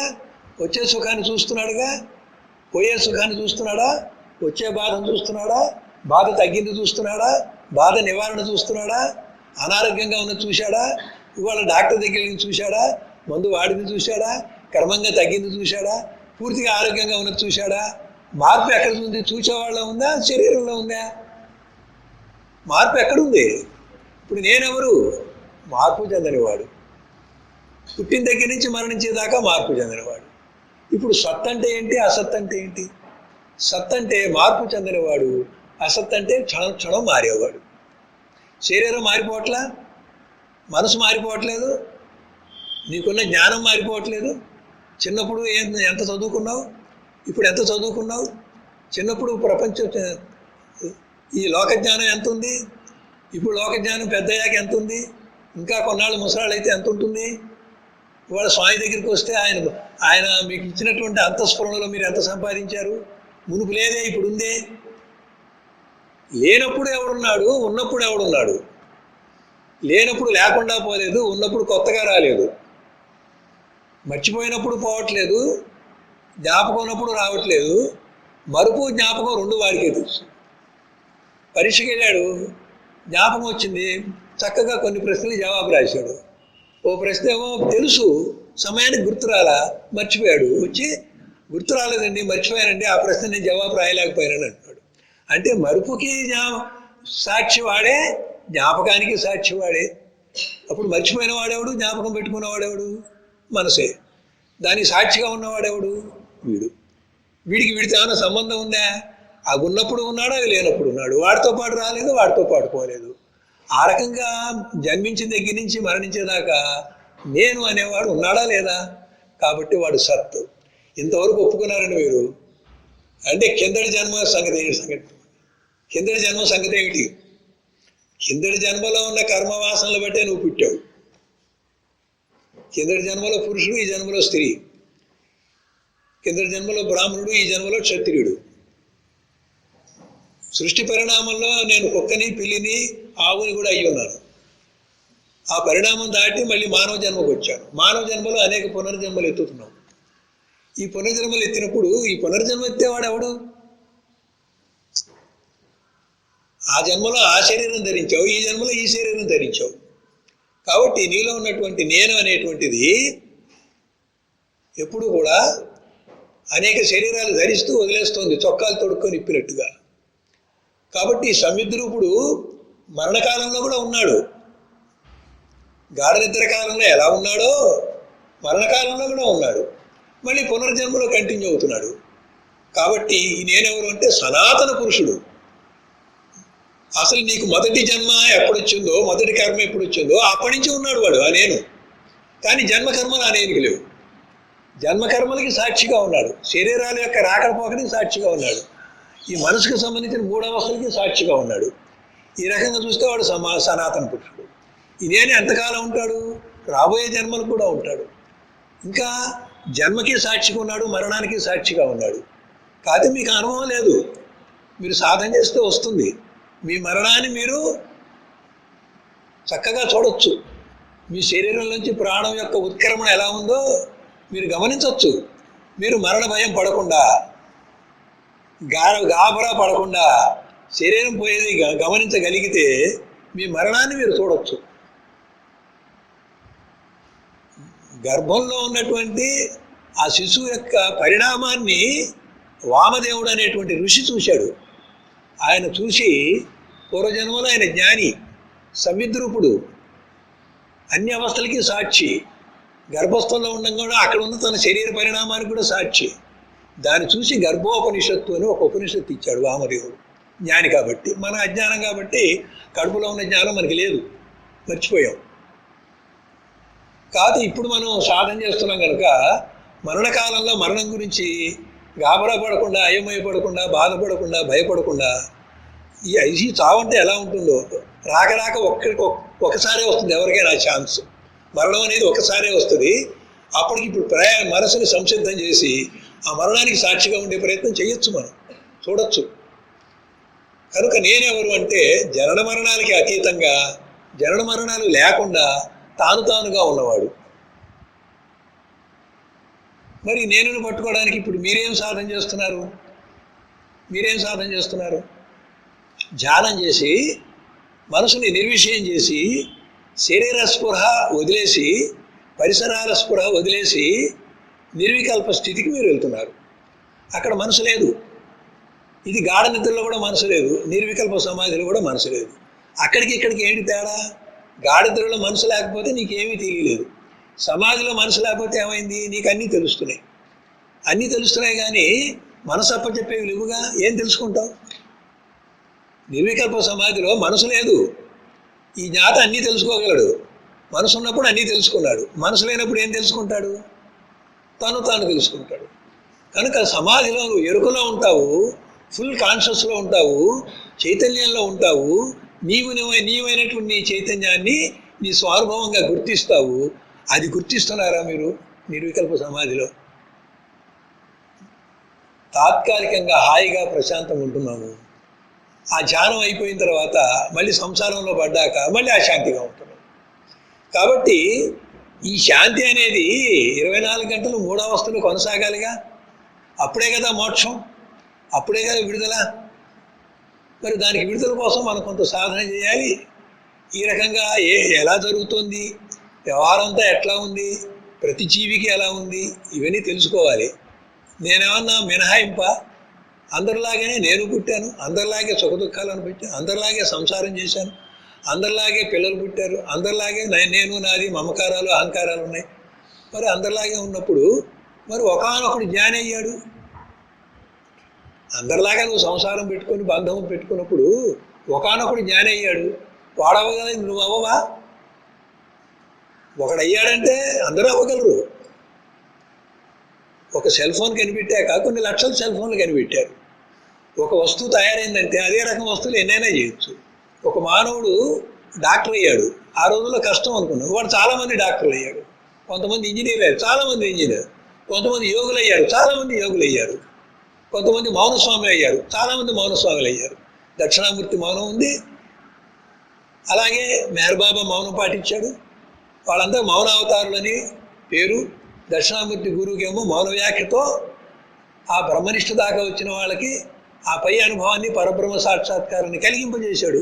మౌనంలో అంత శక్తి ఉంది. కనుక ముందు ప్రయాణం చేసి గమ్యం చేరిన వాళ్ళు వెనక వాళ్ళని పట్టించుకోవాలి. ఇవాళ జరుగుతున్నది అది. మౌనములోనే ఇవ్వబడును, మౌనములోనే పుచ్చుకొనబడును అని మెహర్ బాబా యొక్క వాక్యం. అంటే ఇవాళ ఆయన అన్ని మాట్లాడి కూడా మౌనమే. ఇక్కడ మౌనం అంటే మనసు మౌనం. అన్నీ చేసి కూడా చేయనివాడే. చేస్తున్నప్పుడు నేను చేశాననేటువంటి కర్తభావం లేదు. చేసినటువంటి ఫలితానికి ఈ పని సక్రమంగా జరిగింది, జరగలేదు అనేటువంటిది ఏదైనా ఉంటే అది భోక్త. ఆ భోక్త భావం లేదు. మనసు మౌనం వేసరికి కర్త లేడు, భోక్త లేడు. మరి కర్త భోక్త లేనటువంటి స్థితిని మనం ఈ మెలకువలో సాధన చెయ్యాలి కదా. నిజమైన మౌనం ఏమిటంటే మనసు మౌనం. మనసు దేని మీద ఆధారపడింది? కర్త భోక్త వీటి మీద ఆధారపడింది. కనుక నిష్కామ కర్మయోగం చెయ్యాలి. అంటే ఫలితం ఏదొచ్చినా సరే ఫలితాన్ని మీరు లక్ష్యంగా పెట్టుకోవాలి. ఒక ఇంటర్వ్యూకి వెళ్తే ఉద్యోగం రావాలని వెళ్తాం కానీ రాకూడదని వెళ్ళాం. ఒక పరీక్షకి రాసేటువంటి పిల్లవాడు మంచి మార్కులు రావాలని చదువుతాడు కానీ ఎన్ని వచ్చినా పర్వాలేదు లేని పరీక్ష రాయడు. ఉద్యోగం వచ్చినా రాకపోయినా పర్వాలేదని ఇంటర్వ్యూకి వెళ్ళడు. అది ఆశ కాదు, లక్ష్యం. ఇవాళ లక్ష్యం పెట్టి ఆ లక్ష్యం కోసం మనం ప్రయత్నం చేసినప్పుడు నువ్వు శాయశక్తిలా పనిచేసావు. అయితే ఫలితం వచ్చింది. ఇప్పుడు ఫలితం వచ్చిన తర్వాత అనుకున్న దానికంటే ఎక్కువ వచ్చింది. ఎగిరికి అంతేయకూడదు, అహంకరించకూడదు, గర్వపడకూడదు. అనుకున్న దానికంటే తక్కువ ఫలితం వచ్చింది, కుంగిపోకూడదు, నిరుత్సాహపడకూడదు, బాధపడకూడదు.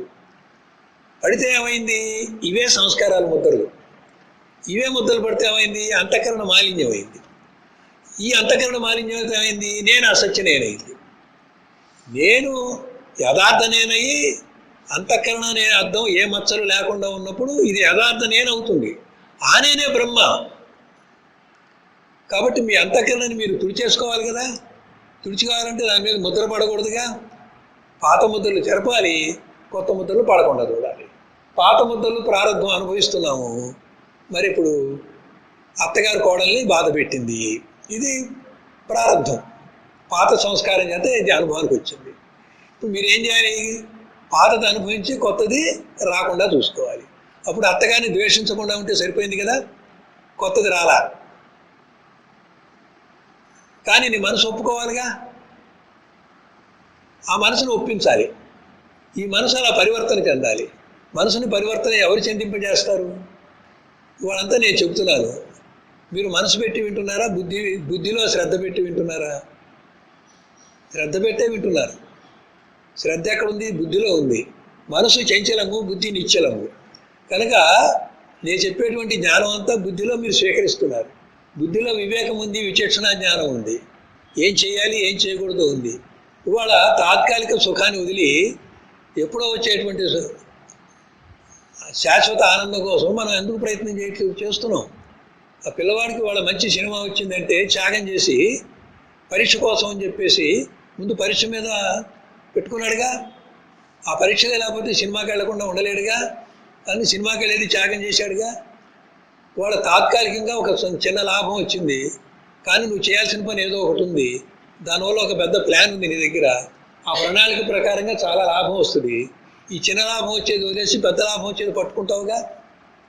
అమ్మాయికి సంబంధాలు చూస్తున్నారు, మీరు ఏదో ఒక పెట్టుకున్నారు, ఓ 3-4 వచ్చినాయి. వచ్చిన దాంట్లో ఇది బాగానే ఉంది అనుకుని చేసేయరు కదా. మీరు చేసేస్తే అయింది, అంతకంటే మంచిది పోయింది. అప్పుడు ఏం చేస్తారు మీరు? అంతకంటే మంచి వచ్చేదాకా ఆగుతారు. ఓ 10 చూస్తారండి, విసుకొచ్చి అప్పుడు అందులో ఏదో ఒకటి చేద్దాం అంటారు. మళ్ళీ బుద్ధి కర్మానుసారణ మళ్ళీ చివరికి ఏదో ఒకటి చేస్తారు. కానీ ఇక్కడ ఏం చేస్తున్నారు? మీరు కొన్ని త్యాగం చేసి ఇంకో దానికి వెళ్తున్నారు మీరు. అలాగే ఆత్మానందం శాశ్వతంగా ఉంటుంది అనే దానికి మీరు ప్రాపంచిక విషయ సుఖాన్ని త్యాగం చేయాలి కదా. భౌతిక ప్రపంచంలోనే ఎక్కువగా మనకి శాశ్వతంగా మన జీవితం మొత్తం కూడా సుఖపడేటువంటిది ఏదైనా ఉంటే తాత్కాలిక సుఖాలను మనం ఎలా వదులుకుంటున్నామో అలాగే మరి జీవితం మొత్తం కూడా విషయపరంగా సుఖాలు దుఃఖాలు వచ్చిపోతూ ఉంటే ఈ సుఖాన్ని మనం త్యాగం చేయాలి. ఈ బాధల్ని కూడా ఓర్పుతో సహనంతో భరించాలి. ఎందుకు అట్లా భరించాలి? నేను ఎందుకు పడాలి అన్నాం అనుకో, అది రజోగుణం. ఎందుకు పడాలి అనేటువంటి ఆలోచన వచ్చింది, మళ్ళీ తిరిగి మాట్లాడావు, తిరిగి మాటకి మాట వచ్చింది, తగాదా అయింది. మరి ఇదంతా కూడా మనసు యొక్క స్వభావంతో అత్తాకోడల మధ్య ఉన్నటువంటి బంధాన్ని మనం వదిలించుకుంటున్నావా, గట్టి చేసుకుంటున్నావా? ఆల్రెడీ ఉన్నదాన్ని అనుభవించి రద్దు చేసుకుంటున్నావా, దాన్ని ఇంకొంచెం పెంచుకుంటున్నావా? ఒకడు కొట్టాడండి, ఇంకో జన్మలో కొట్టబడ్డావు, అంతేనా? వాడు కొట్టాడు కదా అని తిరిగి కొట్టావు అనుకోండి, మళ్ళీ కొట్టబడ్డావు. దీనికి అంతేముంది? ఇంకా కొట్టడం, కొట్టబట్టడం, తిట్టడంతో ఇది చక్ర భ్రమణంగా జరుగుతుంది. ఇది ఎక్కడ ఆగాలి? ఇది ఒకసారి వాడు కొట్టాడు, నువ్వు ఊరుకో, ఒకసారి తిట్టాడు, నువ్వు ఊరుకో, అక్కడికి ఆగింది అది. కాబట్టి ఓర్పుతో సహనముతో పాత కర్మ అనుభవిస్తూ ప్రారంభం అనుభవిస్తూ ఆగామి కర్మ కొత్త కర్మ చేయకుండా అయితే మాలే పోతే పోలేని త్యాగం చేస్తూ దాని గురించి గుర్తు పెట్టుకోకుండా జ్ఞాపకం పెట్టుకోకుండా ఉండాలి. గుర్తు జ్ఞాపకం పెట్టుకుంటే వాసనే, మరి ఆ వాసన ముద్రించబడకుండా చూసుకోవాలి కదా. అలా చూసుకున్నప్పుడు ఏమవుతుంది? కొత్త కర్మ ఏర్పట్టలేదు. అయినా మనకి వేల జన్మలు ఎత్తేటువంటి కర్మలు ఉన్నాయి. ఈ ఒక్క జన్మ కొత్త కర్మ రాకుండా చూసి పాత కర్మ అనుభవించావు. ఇంకా 999 కూడా అలాగే అనుభవించాలి. ఏమండి గురువుగారు, ఈ ఒక్క జన్మ చాలా కష్టపడి ఓర్పు సహనంతో వాళ్ళు ఏమన్నా పడ్డాను, ఇంకా 999 జన్మలు పడాలా, నా వల్ల కాదంటారు అంటారు కదా. అయితే ఈ ఓర్పు సహనంతో మీరు ఏం సాధించారంటే తమోగుణాన్ని రజోగుణాన్ని జయించారు, సత్వగుణంలో ప్రవేశించారు. సత్వగుణంలో ఎవరైతే ప్రవేశించారో సత్వాత్ సంధ్యాయతే జ్ఞానం, సత్వగుణం జ్ఞానాన్ని పుట్టిస్తుంది మీలో. సత్వగుణం జ్ఞానాన్ని పుట్టిస్తుంది ఈ ఓర్పు సహనంతో. ఇప్పుడు సత్వగుణంతో చూసామనుకో, ఇప్పుడు ఓర్చుకోవడం అనేది ఇక ప్రయత్నం ఉండదు, నిగ్రహించడం అనేది ప్రయత్నం ఉండదు, సహజమైపోతుంది. అంటే అన్నారులే, ఎవడో తాగుపోతాడు ఉన్నాడు అనుకోండి, వాడు తిడుతున్నాడు, తిరిగి వాడితో తిరిగితే గొడవ పెరిగింది. పక్కన ఉండి ఒక వాడు ఏం చెప్తున్నాడు, వాడు తాగి తిడుతున్నాడయ్యా, వాడేం పట్టించుకోబాక, ఊరుకున్నాడు. అదే తాగకుండా తిడితే నువ్వు పట్టించుకుంటావు, తాగిపోతే అయితే పట్టించుకోవు. ఇవాళ అజ్ఞానం అనే మత్తులో అందరూ తాగుబోతులే, కాబట్టి వాళ్ళు అనే మనం ఎందుకు పట్టించుకోవాలి. ఇప్పుడు నేను కూడా అజ్ఞానం అనే మత్తులోనే ఉన్నాను, దాని నుంచి విడుదల అవ్వాలనుకున్నాం కదా. ఎవరు విడుదల అవ్వాలనుకున్నారో వాళ్ళు ఎక్కువ త్యాగం చేయాలి, ఎక్కువ ఓర్చుకోవాలి, ఎక్కువ సాధన. ఏమండి నాకే చెప్తారు వాడు మాత్రం ఓర్చుకోవద్దాను, వాడు 100 జన్మలు రెడీగా ఉన్నాడయ్యా, వాడితో నీకేంటి పోటీ, నీకు ఇప్పుడు అయిపోవాలి, నువ్వు ఓర్చుకో అంతే, నీ సంస్కారాలు తుడిచేయాలి, నువ్వు ఓర్చుకో అంతే, వాడితో నీకు పోటీ ఏంటి, పోటీ పెట్టుకున్న వాళ్ళగా నువ్వు 100 జన్మలకి వెళ్తావు. సో ఆ రకంగా నీ బుద్ధిలో ఉన్నటువంటి గురువుగారు చెప్పిన జ్ఞానాన్ని, ఇది ఆత్మ, ఇది ఆత్మ కంటే వ్యతిరేకమైనది, ఆత్మకే వ్యతిరేకాన్ని ఏమంటారు, అనాత్మ. కనుక ఆత్మ అనాత్మ వివేకాన్ని కలిగి నాకు అనాత్మ నుంచి విడుదల కావాలి, అనాత్మ భావం పోవాలి, ఎప్పుడు ఆత్మగా నేను ఉండాలి, ధ్యానంలో సమాధిలో ఆత్మ చైతన్యాన్ని నేను అనుభూతి పొందాలి అని ఆత్మవైపు మొగ్గి ఆత్మవైపు ప్రయాణం చేస్తున్నావు నువ్వు. దాంట్లో భాగంగా తమోగుణం ఉంటే నువ్వు అసలు సాధనే చేయలేవు, రజోగుణం ఉంటే మళ్ళీ కర్మలు పోగు చేసుకుంటావు, సత్వగుణం ఉంటే పాత కర్మ రద్దు చేసుకుంటావు, కొత్త కర్మ రాకుండా చూసుకుంటావు. అదే సమయంలో కొత్త కర్మ సంగతి అట్లా ఉంచి నువ్వు జ్ఞానాన్ని పొందుతున్నావు. అవతలాడి తిట్టాడు, తిట్టబడే సంస్కారం నువ్వు ఓర్చుకోగానే అది పోయింది.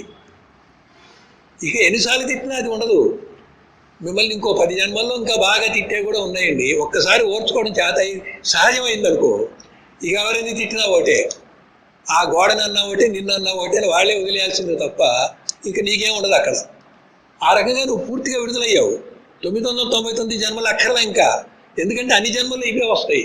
ఈ జన్మలో వదులుకున్నావు అనుకో, అవే మళ్ళీ వస్తాయి అనుకో, ఈ వదులుకున్న స్థితిలో సహజ స్థితి సంపాదించావు. ఇవాళ రమణ మహర్షి ఏమన్నారు, నీ సహజ స్థితిలో నువ్వు ఉండు. ఏమిటా సహజ స్థితి, ఓర్పు సహనము త్యాగము. దాంతో ఏమైంది, సహజ స్థితి వచ్చింది. సహజ స్థితి వస్తే అది ఆత్మస్థితి. ఆత్మకి పాపం లేదు, పుణ్యం లేదు, ఆత్మకి జన్మ లేదు, కర్మ లేదు. ఇప్పుడు ఏమైనా 1000 జన్మలు పోయినాయి. అందుకని జ్ఞానాగ్ని దగ్ధ కర్మాణి, ఈ రకమైనటువంటి జ్ఞానం ఎప్పుడైతే వచ్చిందో మీ సంచిత కర్మ అంతా కూడా ఒక గోడ వల్ల వేసినటువంటి దూది బేళ్లన్నీ కూడా ఒక్క నిప్పురవత ఎట్లయితే పోతాయో, వేల జన్మల సంస్కారాలు సంచిత కర్మ అంతా కూడా ఈ జ్ఞానంతో దగ్ధం అయిపోతుంది.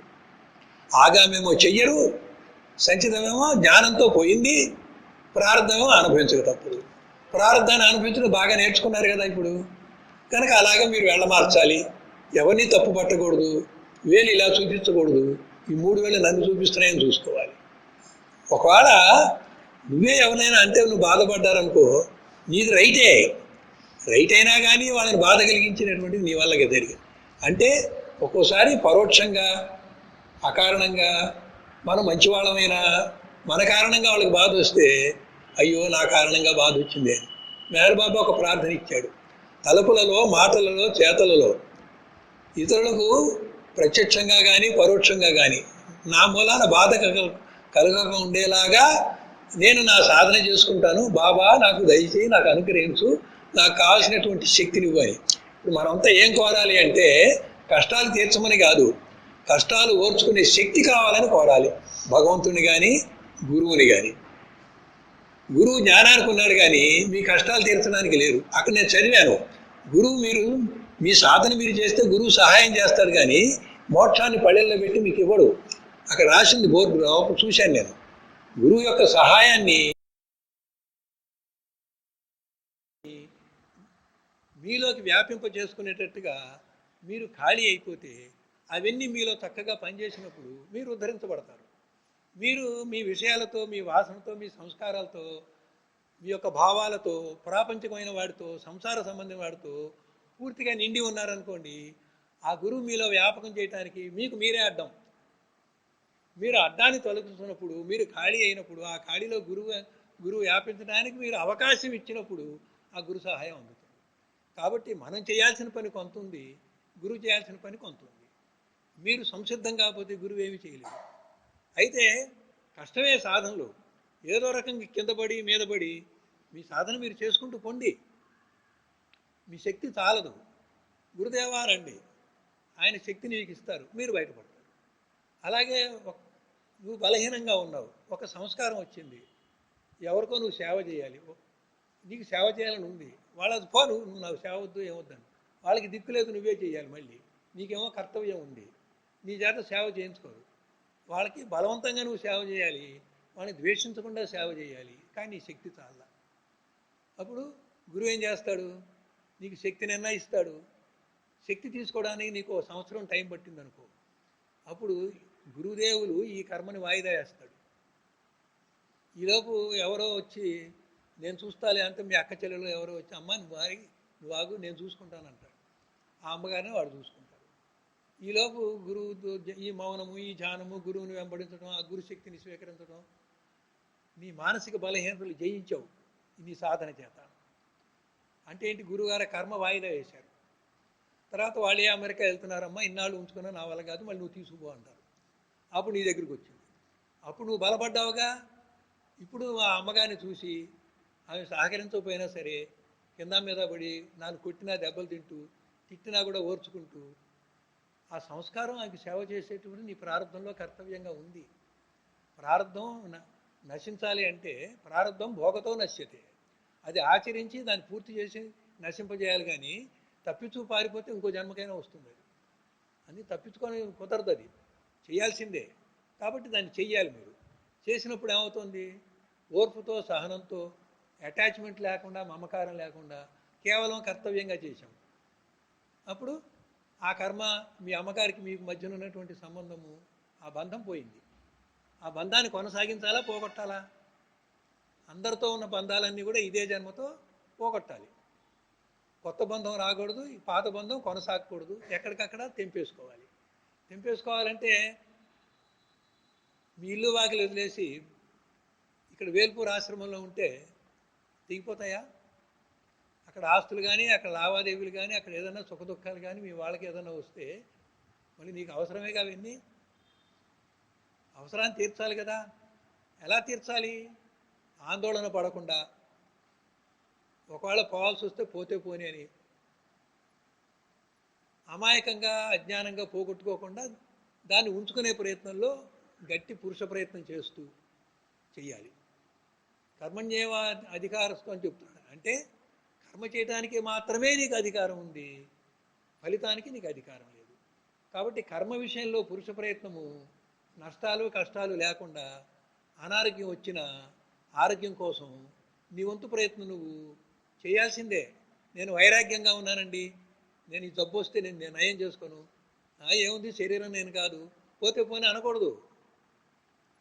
అలాగే మీ బంధువులతో మీకున్నటువంటి బంధం ఏదైతే ఉందో దాన్ని కూడా ఈ జన్మలో మీ ప్రారంధాన్ని బట్టి ఏమేమి అనుభవానికి రావాలో, ఏమేమి నువ్వు చేయాల్సినటువంటి బాధ్యతలు ఉన్నాయో వాటి నుంచి పారిపోకుండా అవన్నీ పూర్తి చేసి, ఈ ప్రారంధాన్ని పూర్తిగా నాకు ఎంతైతే ఉందో అంతా నేను బాధ్యతగా పూర్తి చేసి, లాభం రాని, నష్టం రాని, కష్టం కానీ, బాధ కానీ పూర్తిగా నేను వదలగొట్టుకున్నాను అనుకొని ఈ జన్మని పూర్తి చేయాలి. మనం అడవుల్లోకి వెళ్ళినా కానీ ఈ సంసారం అక్కడ మనసులో జ్ఞాపకం వస్తుంది. సంసారంలో మీరు ఉన్నా కానీ మీకు ఉండాల్సింది మానసిక సంస్కారం. తామరాకు మీద నీటి బొట్టు ఎట్లా అంటకుండా ఉంటుందో, ఆ తామరాకు బురదలోనే పుట్టింది, నీళ్ళలోనే పుట్టింది, నీళ్ళు కూడా దాని మీద నిలబడతాయి కానీ అంటవు. మనం కూడా అలాగే సంసారంలో ఉండాలి, అన్నీ చెయ్యాలి, ఏది అంటించకుండా అసంగంగా ఉండాలి. ఈ రకమైన సాధన ఈ ప్రారంధాన్ని పూర్తి చేశాక తప్పదు. ఉంటే జ్ఞానము లేకపోతే అజ్ఞానం మామూలుగా. థీరీ బాగానే ఉంది, ప్రాక్టికల్ వచ్చేసరికి ప్రారంభం బాధించింది. బ్రహ్మసత్యం జగత్ మిథ్య అన్నాము. ఈ ప్రపంచం లేదు అంటే లేకుండా పోయిందా కనబడుతోంది, బాధించకుండా ఉందే బాధిస్తోంది. మరి బ్రహ్మజ్ఞానం వచ్చింది అనగానే, ఆత్మనిష్టలో ఉన్నామనగానే, మీ ధ్యానంలో సమాధిలో ఉన్నామనగానే ప్రశాంతంగా హాయిగా ఉన్నారుగా. మరి అది పూర్తిగా అలాగే 24 గంటలు ప్రతిరోజు ఉంటున్నావా? ఉండలేకపోతున్నాం. అది మీ తప్పు కాదు, శరీర ప్రారంభము మళ్ళీ లాక్కొచ్చి పెడుతుంది. అక్కడ సంసారంలో ఉన్నటువంటి బాధ్యతలు కర్తవ్యాలు తీసుకొచ్చి ఎదురుగా పెడుతోంది. వాటినంటే నువ్వు ఎదుర్కొని నీ బాధ్యత నెరవేర్చి సంగత్వం లేకుండా పూర్తి చేయాలి. ఇది ప్రారంభం. ఇప్పుడు 3 కర్మలు చెప్పాము. ఏంటది? సంచితము, ప్రారంభము, ఆగామి. ఆగామి అంటే కొత్త కర్మ చేయటం. సంచితం అంటే అనేక జన్మల్లో సంపాదించింది, ప్రతి ప్రారంభంలో కొంత అవకాశం ఉన్నది అనుభవించి ఖర్చు అవుతుంది, అనుభవించి ఖర్చు చేయడానికి వీలు కానిది కొంత ఉండిపోతుంది. ఇవన్నీ కలిసి అనేక జన్మలు ఉండిపోయినవన్నీ కలిపి సంచిత కర్మరాశి. ఎందుకు ఉండిపోతాయి? ఎవరిని బంధంగా సంబంధంగా పెట్టుకొని నువ్వు కర్మలు చేశావో నీ పునర్జన్మల్లో వాళ్ళు కూడా మీకు రావాలి. అక్కడ ఇచ్చుకుంది ఇక్కడ పుచ్చుకోవాలి, అక్కడ కొట్టింది ఇక్కడ దెబ్బ తినాలి అంటే వాళ్ళు కూడా రావాలిగా. ఒక్కొక్కరికి ఆయుష్కాలాలు తేడా ఉంటాయి, కొందరు వస్తారు కొందరు రారు. వచ్చినంత వరకే నీ ప్రారంభం ఉంటుంది, రాని వాళ్ళకి ప్రారంభం వాయిదా పడుతుంది. వాయిదా పడ్డవన్నీ ఎక్కడ దాక్కుంటాయి? సంచిత కర్మలో చేరుతాయి. ఇలా చేరినవన్నీ ఓ పెద్ద కుప్ప, కొన్ని వేల జన్మలు సరిపడా ఉండేది సంచిత కర్మరాశి. ఈ సంచితం అంటే ఏంటి? ఈ జీవితము, ఈ సంసారము, జన్మలు నిజం అన్న వాళ్ళకి అది ఉంది. ఇదంతా ఏమీ లేదు, ఆత్మే ఉంది, ఆత్మ తప్ప రెండోది లేదు, నేనే ఆత్మయ్యున్నాను అన్నప్పుడు అటువంటి జ్ఞానికి ఈ జన్మ కర్మ లేదు, వాడికి పాపం లేదు పుణ్యం లేదు.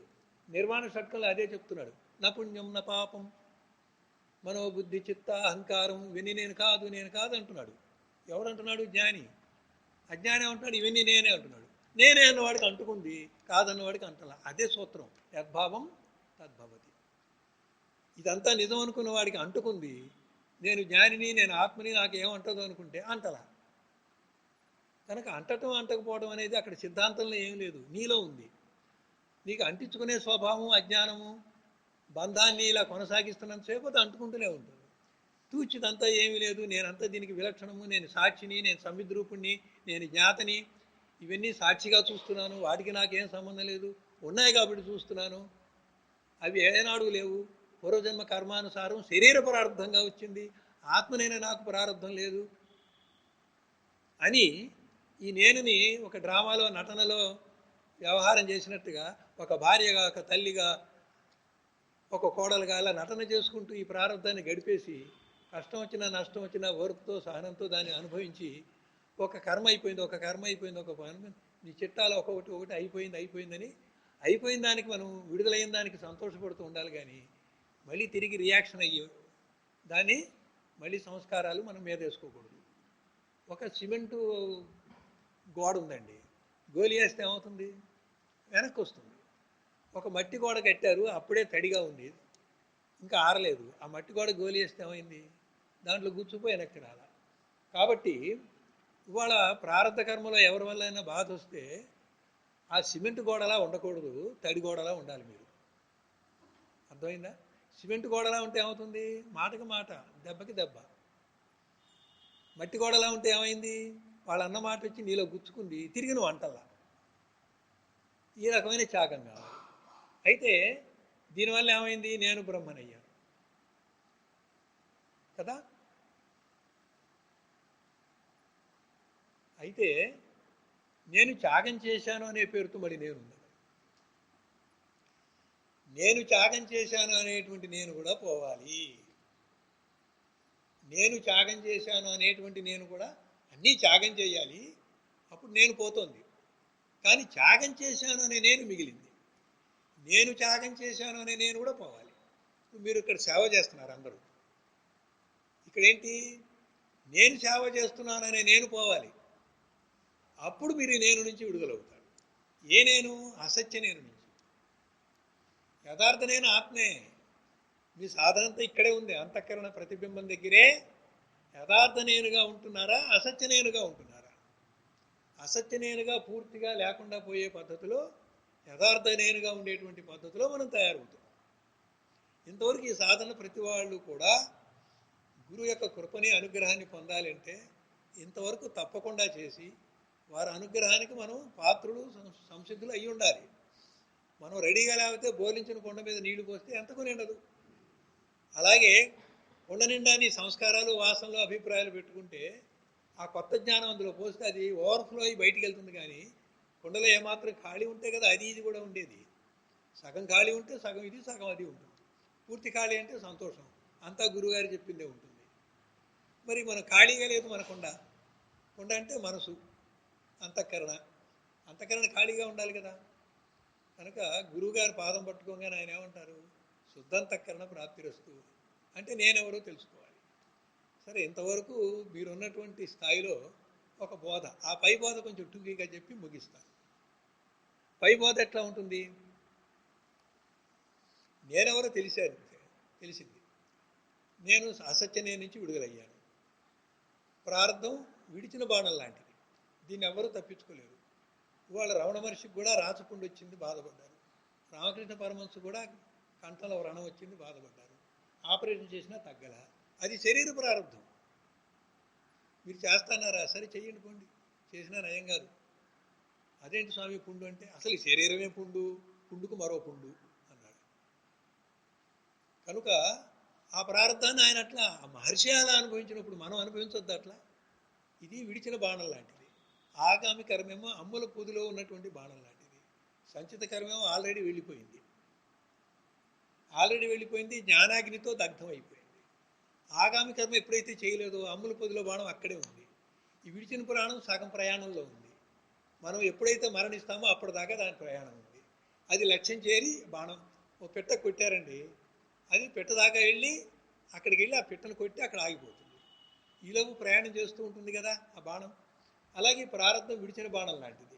ఈ బాణం ఏమవుతుంది? నీ ఆయుష్కాలం దాకా ఈ ప్రారంధంలో ఎన్నెన్ని కర్మలు ఉన్నాయో ఆ కర్మ ఫలితాలన్నీ నీకు ఇస్తూ, ఆ ఫలితాన్ని నువ్వు అవుననక కాదనక ఆ ఫలితాన్ని స్వీకరిస్తూ, ఎవరి మీద, నిమిత్త కారణం మీద నింద ఆరోపించకుండా అన్నీ నా కర్మే, నేను పూర్వం చేసుకుంటే నాదే తప్పు నీ మీద వేసుకొని, ఈ తప్పు ఆల్రెడీ అయిపోయింది, ఇప్పుడు మనం ఏం చేయలేమని కొత్త తప్పు చేయకుండా, ఈ పాత తప్పులకి మీరు ఈ ప్రారంధాన్ని పూర్తిగా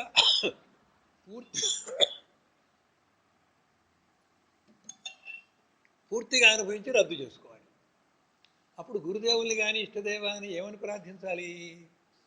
అయ్యా, నా కర్మని నేను తప్పించుకోలేను, ఈ కర్మను తీసేయమని నేను అడగను, ఈ బాధ తొలగించమని నేను అడగను, నా సమస్య తీర్చమని, సంసార సమస్య తీర్చమని నేను అడగను, ఇవన్నీ నేనే వదిలించుకుంటాను, నాకు తగిలినటువంటి శక్తి నాకు చాలకపోతే మీరు ఇవ్వండి, అలా ప్రార్థించాలి. కులశేఖరుడని ఒక భక్తుడు ఉన్నాడు. ఆయన తంజావూరు, అక్కడ ఉన్న రంగనాథ స్వామి మీద చాలా పద్యాలది రాశాడు. ఆయన దాన్ని మన తెలుగులో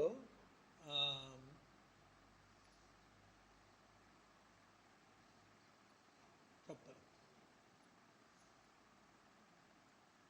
ముక్తి మీద వస్తుంది. సరే, అది రాశాడు. ఆ కులశేఖరుడు ఏం ప్రార్థించేవాడు? ఓ రంగనాథ స్వామి,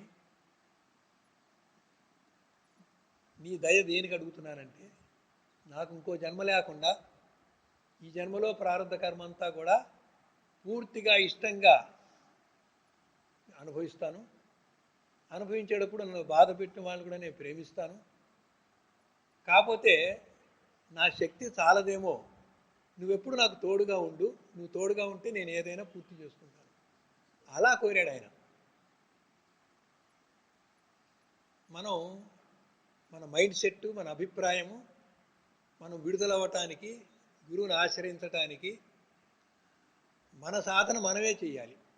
ఎవరికి ఆకలిస్తే తింటే వాళ్ళకే ఆకలి తీరుతుంది, కానీ వేరే వాళ్ళు తింటే మన ఆకలి తీరదుగా. నీకు మోక్షం కావాలంటే నువ్వే సాధన చేసి, నువ్వే నీ ప్రయత్నం నువ్వు పూర్తి చేసుకొని నువ్వు కడతేరాలి.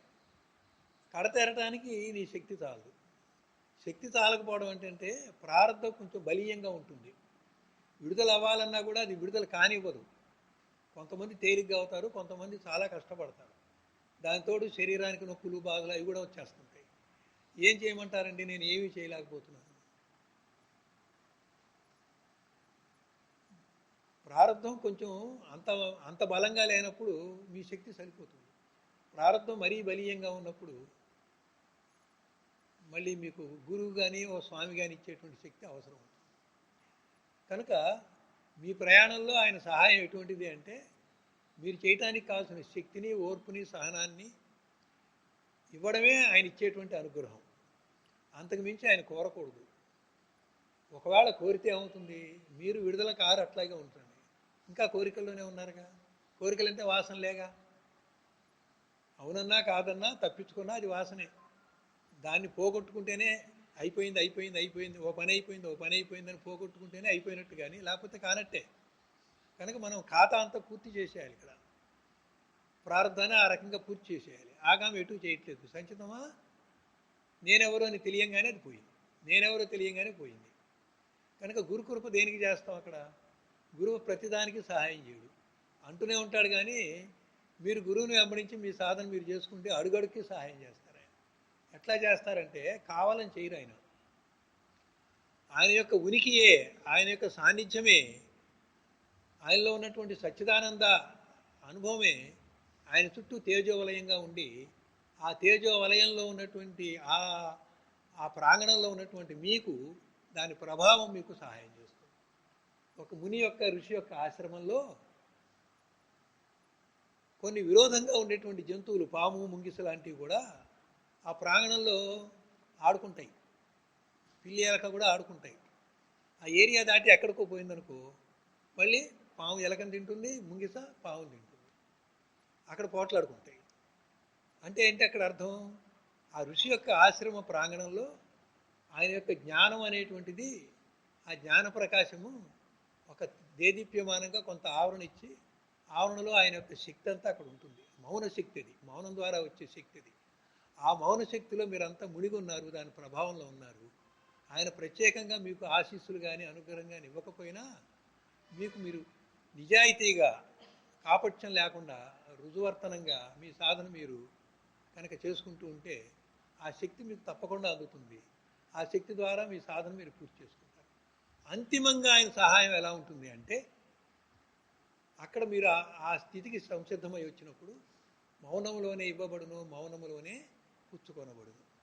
స్వామి ఎప్పుడు నిరంతరంగా సహజ మౌనం అయింది. మీరు సాధన చేత కాసేపు మౌనం చాలు, కాసేపు మౌనమైనా చాలు. ఆ మౌన స్థితిలో ఇద్దరికీ చైతన్యంగా ఏకత్వం వస్తుంది. మీ చైతన్యం బలహీనం, ఆయన చైతన్యము అనుభవ రూపం. అనుభవ రూప చైతన్యము నీ చైతన్యంతో కలిసిపోయింది. ఎప్పుడైతే సాధకుడు యొక్క చైతన్యము అనుభవ రూపంగా ఉన్న గురువు యొక్క చైతన్యంతో కలిసిపోయిందో, రెండు చైతన్యాలు లేవు అక్కడ, ఒకే చైతన్యం. అప్పుడు ఏమైంది? ఆ గురువు యొక్క అనుభవం నీ అనుభవంగా మారింది. అట్లా ప్రతి దశలో 7 జ్ఞాన భూమికలు దాటుతున్నప్పుడల్లా కూడా 7 సార్లు ప్రతి భూమికని దాటేటప్పుడు ఆ గురు యొక్క అనుభవం నీ అనుభవంగా మారటం, మళ్ళీ నువ్వు సాధన చేయటం, మరొక జ్ఞాన భూమికి దాటేటప్పుడు మళ్ళీ ఆ సంధిలో నువ్వు ఇలా మౌనంగా నిర్వికల్ప సమాధిలో అక్కడ అభ్యాసం చేసి కాసేపు ఉండగలిగితే గంటల తరబడక్కర్లా, 1 నిమిషం చాలు.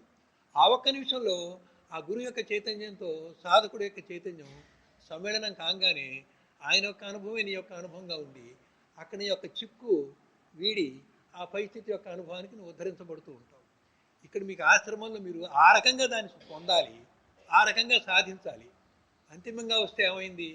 ఆయన అనుభవం ఏదో ఆ 7వ చైతన్య భూమికలో ఆయన అనుభవం నీ అనుభవంగా మారినప్పుడు ఆయన గురు సాక్షాత్ పరబ్రహ్మ కాబట్టి మీరు కూడా పరబ్రహ్మమే.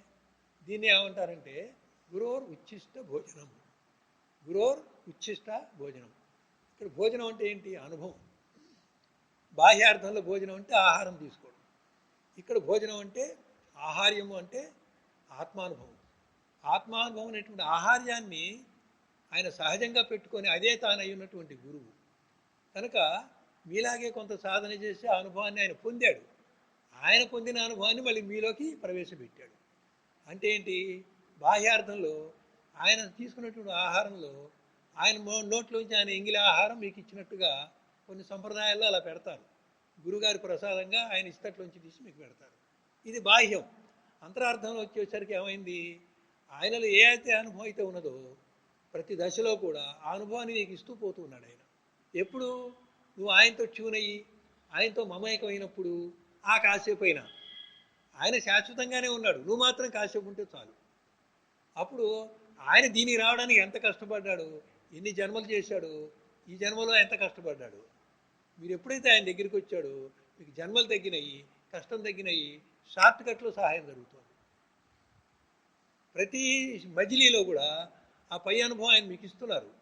కాబట్టి మిమ్మల్ని నిరంతరంగా ధ్యానం చేసి మనసును మౌనపరిచి మరి ఆ మౌన స్థితిలో కాసేపైనా ఉండగలిగితే ఆ గురువుకి నీకు భేదం లేనటువంటి ఏకత్వంగా ఉన్న చైతన్యంలోకి వెళ్తే అప్పుడు ఏమైంది, ఆ చైతన్యం ఈ చైతన్యం కలిసినప్పుడు దాంట్లో ఉన్న దీంట్లోకి రెండు సమానం. వేడి నీళ్ళు చన్నీళ్ళు కలిపితే ఏమైంది, చన్నీళ్ళు కూడా వేడెక్కినట్టుగా ఆ చైతన్యం ఈ చైతన్యం కలిస్తే ఏమైంది, అనుభవంగా ఉన్న చైతన్యము అనుభవం లేని చైతన్యం కలిస్తే ఈ చైతన్యం కూడా అనుభవంగా ఉన్న చైతన్యంగా మారిపోయింది. ఇది గురోరిచ్చిష్ట భోజనం. ఇవన్నీ నేను వేరే వేదాంతం చెప్పట్లా. ఇక్కడ మీకు అనుకూల వాతావరణంలో ఇటువంటి అవగాహనతో ఇటువంటి జ్ఞానంతో మీరు సేవ చేయండి, ధ్యానం చేయండి, గురువుని ఇంత వెంట దంట అనుసరించండి, మానసిక సన్యాసం స్వీకరించండి. బాహ్య సన్యాసం దగ్గర ఓర్పు సహనము త్యాగంతో ప్రారంధాన్ని నశింపజేసుకునే ప్రయత్నంలో ఉండండి. ఎంత కష్టం వచ్చినా సరే, భరించలాంటి వచ్చినా సరే, ఆత్మహత్య చేసుకునే దాకా వచ్చినా సరే, ఆత్మహత్యకి వెళ్తే 10 జన్మలు ఎక్స్ట్రా ఎత్తాలి. ఆత్మహత్య లేకుండా ప్రాణం పోతే పోనే, అదే పోతే మీకు ఇబ్బంది లేదు. మీరు పోగొట్టుకుంటే మాత్రం మీ ప్రారంభ కర్మ మీ వెంట వచ్చి మళ్ళీ దాని అంతా కూడా మీ చేత అనుభవింప చేయాలి. మీరేంటంటే ఈ జన్మరణ ప్రవాహంలో ఆత్మహత్య ద్వారా ఆ టైం షెడ్యూల్లో ఫిట్ అయినటువంటి వాళ్ళు షెడ్యూల్ మారేసరికి నిమిత్త కారణంగా మీకు ఆ సుఖదుఖాలు ఆ బంధాలు అనుబంధాలు ఇచ్చేవాళ్ళు మీతో పాటు వాళ్ళు కూడా ఆత్మహత్య చేసుకొని రావట్లేదుగా. వాళ్ళు న్యాచురల్గా వాళ్ళు ఆయుష్ తీరిన తర్వాత వస్తున్నారుగా. మనకి పునర్జన్మ వాళ్ళు అందుబాటు లేరుగా. కొందరు అందుబాటు ఉంటారు, 5 ఏళ్ళు బతుకుతావు, అంతవరకు ప్రారంభం అయిపోతుంది. మరికొంతమంది అందుబాటు ఇంకో జన్మలో 20 ఏళ్ళు బతుకుతావు, పోతావు. చివరికి అందరూ అందుబాటు అయ్యేసరికి వస్తావు. అప్పుడు పూర్తికాలం జీవిస్తావు. అప్పుడు ఆ ప్రారంభం పూర్తిగా అనుభవిస్తావు. ముందు పోయే వాళ్ళకి తక్కువ ప్రారంభం ఉంది, మధ్యలో పోయే వాళ్ళకి కొంచెం ఎక్కువ ఉంది, 100 ఏళ్ళు బతికే వాళ్ళకి ఎక్కువ ప్రారంభం ఉంది. ఎక్కువ ప్రారంభం ఉంటే మంచిదా, తక్కువ ఉంటే మంచిదా? మామూలుగా తక్కువ ఉంటే మంచిది. ఆత్మహత్య వల్ల ఏమవుతుంది, తక్కువ సార్లు 10 సార్లు అవుతుంది.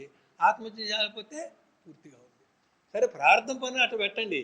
మీకు 100 ఏళ్ళు ఆయుష్ ఉందనుకోండి, ఓ గురుగారు దొరికారు అనుకోండి, దీన్ని ఆఖరి జన్మగా ఈ శరీరం పనిముట్టుగా మీరు సాధన చేసి తరించే అవకాశం ఉంది.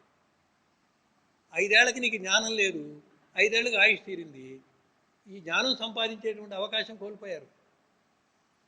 కనుక ఆత్మ చేసుకునేటువంటి తీవ్రమైనటువంటి బాధ వచ్చినప్పటికీ కూడా మీరు ఎంతవరకు ఓర్చుకోవాలో అంతవరకు ఓర్చుకొని నిమిత్త కారణం మీద నింద మోపకుండా ఈ శరీరం అనే పనిముట్టు ప్రారంభం అనుభవించడానికి ఆ ప్రకృతి ఆ దైవము నిన్ను ఎంతకాలం ఈ శరీరాన్ని అట్టిపెట్టిందో అంతకాలం ఆ ప్రకృతి సహకరించి దాని ప్రకారంగా మీరు దాన్ని ఉండనివ్వాలి. కష్టమైన నష్టమైన అంతే. అలాంటప్పుడు త్వరగానే మీరు విడుదలవుతారు. దాన్ని ఉండనించి గురువుని ఆశ్రయించినప్పుడు మీకు ఆ ఓర్పు సహనము తట్టుకునే శక్తి కూడా ఆయనే ఇస్తారు. కనుక ఇన్ని రకాల మనకి అనుకూలమైనటువంటి సహాయాలు అవతార పురుషుల ద్వారా, గురువుల ద్వారా, మరి సత్సంగంలో ఉన్నటువంటి ఇతర సభ్యుల ద్వారా అనేక రకాలుగా మనకు వస్తున్నాయి. ఇవాళ యోగాభ్యాసం కొంతమంది చేస్తున్నారు, శ్వాస మీద ధ్యాస చేస్తున్నారు, కొంతమంది కుండలిని చేస్తున్నారు, వేదాద్రి మహర్షి తాలూకు, నిర్మలమ్మ తాలూకు వారు, మరి సుభాష్ పత్రి, మళ్ళీ అవతార్ బాబా సంప్రదాయంలో క్రియాయోగం ఒకటి ఉంది, నాదానుసంధాన యోగం ఉంది, మరి మౌన యోగం ఇప్పుడు ఒకటి మీరు ఇక్కడ జరుపుతున్నారు రమణ మహర్షి పద్ధతులు. మరి ఇవన్నీ కూడా జ్ఞానంతో సమన్వయం చేసి ఎందుకు చేస్తున్నాం, ఎలా చేస్తున్నాం, ఏం చేస్తే ఫలితం వస్తుంది తెలిసి చెయ్యాలి. యోగం అవసరమే. యోగం లేకపోతే పాండిత్యం ఉంటుంది, అనుభవం ఉండదు. తెలియకుండా యోగం చేస్తే అనుభవం వస్తుంది, మీరు గుర్తించరు. అనుభవం వస్తుంది, దానికి తృప్తిపడి ఇంతే కదా అని గుర్తించాలి. గుర్తించి దాన్ని సహజం చేసుకోవాలి. సహజం అయిపోయి ఊరకుండాలి. ఊరకున్నప్పుడు అదే మోక్షం అవుతుంది. మరి ఈ స్టెప్పులు కావాలంటే ఈ స్టెప్పులు నాలో జరుగుతున్నాయి, నేను ఇక్కడ ఉన్నానని మీకు తెలియాలి కదా. ఆ తెలియాలంటే ఆ థీరీ చెప్పే శాస్త్రము జ్ఞానము గురువు చెప్పేది ఉండాలి కదా. కనుక నారద భక్తి సూత్రాలు కూడా నేను ముగించేస్తున్నాను. నారద భక్తి సూత్రాలు నారదుడు ఏం చెప్పాడంటే, ఎవరు అడిగారు యోగం గొప్పదా భక్తి గొప్పదా జ్ఞానం గొప్పదా అని. భక్తి ఉన్న యోగ స్థితి లేకపోతే భగవంతుడు ఐక్యం కాదు. ఎన్ని జన్మలు ఎత్తున్నా భగవంతుడే, భక్తుడే, మోక్షం లేదు. యోగం ఉంది, యోగంలో ఏమవుతుంది, అదో రక తాదాత్మ్యత. ఇప్పుడు మనందరికీ శరీరం అనే తాదాత్మ్యత, దీన్ని యోగం అంటారా, తాదాత్మ్యత అంటున్నాం. అదే ఆత్మ సంయమ యోగం అనుకో, దాన్ని యోగం అన్నాం. ఆత్మతో తాదాత్మ్యతే మన సాధన. అది సహజమయ్యాక ఏమైంది, ఆ యోగం అనేటువంటిది పోయి క్షేమం అయింది. సహజం అన్నప్పుడు క్షేమం, యోగక్షేమం వహామ్యహం అని కృష్ణ పరమాత్మ అన్నప్పుడు ఏమవుతుంది, మిమ్మల్ని ఆత్మతో అనుసంధానం చేసి ఆత్మకి సంబంధించిన లేని నుంచి విడుదల పొందటానికి మీరు చేసే సాధనకి సహాయం చేసేంతవరకు మీ యోగాన్ని మేము చూసుకుంటానంటే అది. మీ క్షేమాన్ని చూసుకుంటానేంటి, యోగం ద్వారా అనుసంధానం ద్వారా మీరు ఏదైతే పొందారో ఇంకా నేను మిగిలి ఉంది. ఆ నేను కూడా పోయినప్పుడు ఏదైతే సహజంగా ఉందో అది నీవై ఉన్నావు. అది నీవై ఉన్నది శాశ్వతమైనది, పరబ్రహ్మ స్వరూపము, నీ స్వస్వరూపము, ఇది క్షేమం. కాబట్టి అది వచ్చాక నువ్వు దిగజారకుండా వెనక్కి రాకుండా ఆయన చూసుకుంటాడు. ఈ రకంగా గురువు అనేటువంటి వాడు ఈ యోగాన్ని, నీ క్షేమాన్ని అడుగడుక్కి కూడా నీ సహాయాన్ని ఆయన అందిస్తాడు. ఏమండి, తాడి చెట్టు ఎక్కేవాడు ఉంటే వాడిని కొంచెం పైకి తోస్తాం, ఎక్కలేని వాడికి మనమే పైకి ఎక్కించలేము. అలాగే మీరు కొంత సాధన మీ ప్రయత్నపూర్వకంగా కొంత మీరు చేయాలి. ఈ సాధన చేయడంలో మీకు ధైర్యం ఉండాలి. ఎవరో వీరుణ్ణి శత్రువుని చంపడానికి ధైర్యం కాదు, మీలో ఉన్న అరిషడ్ వర్గాన్ని చంపడానికి ధైర్యం ఉండాలి.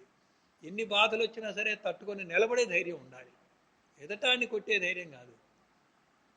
నాకు ఎన్ని కష్టాలు వచ్చినా నేను ధైర్యంగా ఎదుర్కొని ఓర్పుతో సహనంతో వీటన్నిటినీ దాటి పూర్తిగా ఇవన్నీ లేకుండా సున్నా చేసుకోవాలి అనేటువంటి దాన్ని గట్టి సంకల్పంతో ఎన్ని ఆటుపోట్లు బాధలు వచ్చినా సరే ధైర్యంగా ఎదుర్కోవాలి. అందుకే సాధకుడిని వేదాంతం ధీరుడు అంటుంది. ధీరుడు అంటే రెండు అర్థాలు. ధీ అంటే బుద్ధి, బుద్ధి పరిధిలో ఉన్నవాడు సాక్షి రూపుడు ధీరుడు. కనుక సాక్షికి ఏ బాధ లేదు, మనసుకే బాధ. కనుక మనసును దాటి బుద్ధి పరిధిలోకి వెళ్తాం ఒక అర్థం. సాధనలో ఎన్ని కష్ట నష్టాలు వచ్చినా, ఎన్నిసార్లు కుంగుపాటు వచ్చినా కానీ పట్టు విడవకుండా దాన్ని మనం సాధించాలనేటువంటి ధీరత్వం ఉన్నవాడు ధీరుడు. ధీరుడికే మోక్షం కానీ పిరికివాడికి లేదు. భగవద్గీత ఏమన్నంటే కార్పణ్యం వద్దు అర్జున అన్నాడు. అంటే కార్పణ్యం పిరికితనం, ధీరత్వం కావాలి, కార్పణ్యం పనికిరాదు. కనుక ధీరుడు అక్కడ విషాదయోగంలో అర్జునుడు పడిపోయాడు, వాడు కార్పణ్యుడు. అక్కడ ధీరత్వం పోయింది, మళ్ళీ ధీరత్వం నూరిపోయాల్సి వచ్చింది. కనుక ఆ ధీరత్వం కావాలి. ఇంకో ఆఖరి ఎగ్జాంపుల్ చెబుతాం. జమినీ మహమ్మద్ 17 సార్లు ఓడిపోయాడండి, ఇంకా లాభం లేదని వెళ్ళిపోవాలా, 18వ సారి గెలిచాడు. సాలిపురుగు గూడు కట్టడానికి ఈ గోడకి ఆ గోడకి ఆ పైకప్పుకి ఇలా ఆ దారాన్ని అంటిస్తూ ఉంటుంది. అది అంటకుండా పడిపోతూ ఉంటుంది. దాని నోటి సంగతోనే కడుతుంది. ఆ సంగ దారంతో పడిపోతుంది. ఆ దారాన్ని మింగుతూ పైకి వెళ్తుంది, మళ్ళీ దారాన్ని వదులుతూ అటు ఇటు ఊగుతుంది. గోడంలో దారాన్ని అటుకో ఇటో ఒక టాకా వేసేస్తుంది, అక్కడ అంటుకుపోతుంది. ఒక్క టాకాకి 10-20 సార్లు ప్రయత్నం చేస్తుంది. మొత్తం గూడు కట్టడానికి ఎంత ప్రయత్నం చేయాలి? అంత ప్రయత్నం మనం చేస్తే తప్పకుండా మోక్షం వస్తుంది. సద్గురుభ్యో నమః. ఓం పూర్ణమదః పూర్ణమిదం పూర్ణాత్ పూర్ణముదచ్యతే పూర్ణస్య పూర్ణమాదాయ పూర్ణమేవావశిష్యతే. ఓం పూర్ణమదః పూర్ణమిదం పూర్ణాత్ పూర్ణముదచ్యతే పూర్ణస్య పూర్ణమాదాయ పూర్ణమేవావశిష్యతే. ఓం పూర్ణమదః పూర్ణమిదం పూర్ణాత్ పూర్ణముదచ్యతే. ఓం తత్సత్. ఓం శాంతి శాంతి. ఏదో మౌనస్వామిని దర్శించుకుందామని వచ్చాను. అత్యుత్సాహంతో మా శిష్యులేమో అనుమతి అడిగారు. అనుమతిస్తే చెప్తాం, లేకపోతే లేదనేటువంటి ఇష్టాలు లేని పద్ధతులు మనం ఉన్నాం. మరి మీరందరూ ఓర్పుతో సహనంతో మీ సేవ బాధ్యతలన్నీ కాసేపు విడిచిపెట్టి ఒక గంట సేపు ఇక్కడ కూర్చున్నారు. నేను ఇంకో గంట కూడా చెప్పగలను, కానీ మీకు పనులు ఉన్నాయి. ఈ సబ్జెక్ట్ ఎటువంటిదంటే ఒక గంట చెప్పింది అయితే నిలబడుతుంది, ఆ తర్వాత చెప్పేది ఎంత చెప్పినా నిలబడదు. కాబట్టి చెప్పవలసిందే పైపోత చాలా ఉంది. సరే, మనం ఇక్కడ రమణ మహర్షి ఫాలో అవుతున్నాము, మౌనస్వామిని ఫాలో అవుతున్నాము. నేను ఇక్కడ కొత్త సంప్రదాయాన్ని నెలకొల్పడం అనేది భావ్యం కాదు. ఏం చేసినా కానీ వారి అనుమతితో వారి సంప్రదాయంలో ఇమిడి ఉండి దానికి అనుగుణంగానే వారు చేసే కార్యక్రమం మరింత పదింతలు వెయ్యింతలు పెరిగి మీరంతా తరించాలనే భావంతో చేస్తున్నాం. కనుక ఓర్పుతో సహనంతో మీరు విని నాకు సహకరించినందుకు, మౌనస్వామి నాకు అనుమతి ఇచ్చినందుకు, నిర్వాహకులు కష్టపడి ఇదంతా ఏర్పాటు చేసింది, అందరికీ ధన్యవాదాలు, కృతజ్ఞతలు.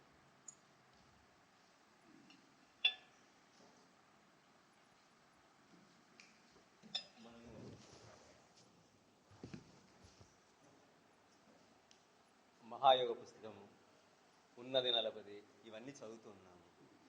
దాని సారాంశమే వారు చాలా సంక్షిప్తంగా ఆచరణాత్మకంగా చెప్పారు. వారి ప్రతి విషయాన్ని కూడా, అంటే మొదట సాంకేతికమైనటువంటి ఆధ్యాత్మిక సాంకేతిక పదాలను ఉపయోగించారు. తర్వాత వారి ప్రసంగంలో, వారి ప్రవచనంలో ఏం కనిపించింది అని అంటే, వారు అన్నీ కూడా మనకి ఏం చెప్పారో అన్నీ ఆచరణయోగమేనండి.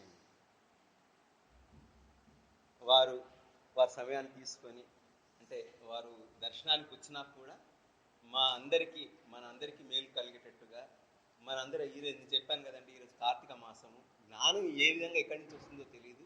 స్వామి అనుగ్రహం ద్వారా, వారి అభిలాష, వారి యొక్క అనుగ్రహం ద్వారా మనకందరికి కూడా ఈరోజు, అంటే మాకు సేవ వల్ల వచ్చిన భాగ్యము, మీ యొక్క ప్రవచనం వల్ల భాగ్యం కూడా సమానం మాకు కలిగింది. మా యొక్క అందరికీ కూడా మా తరఫున మీకు ధన్యవాదాలు తెలియజేస్తున్నాను.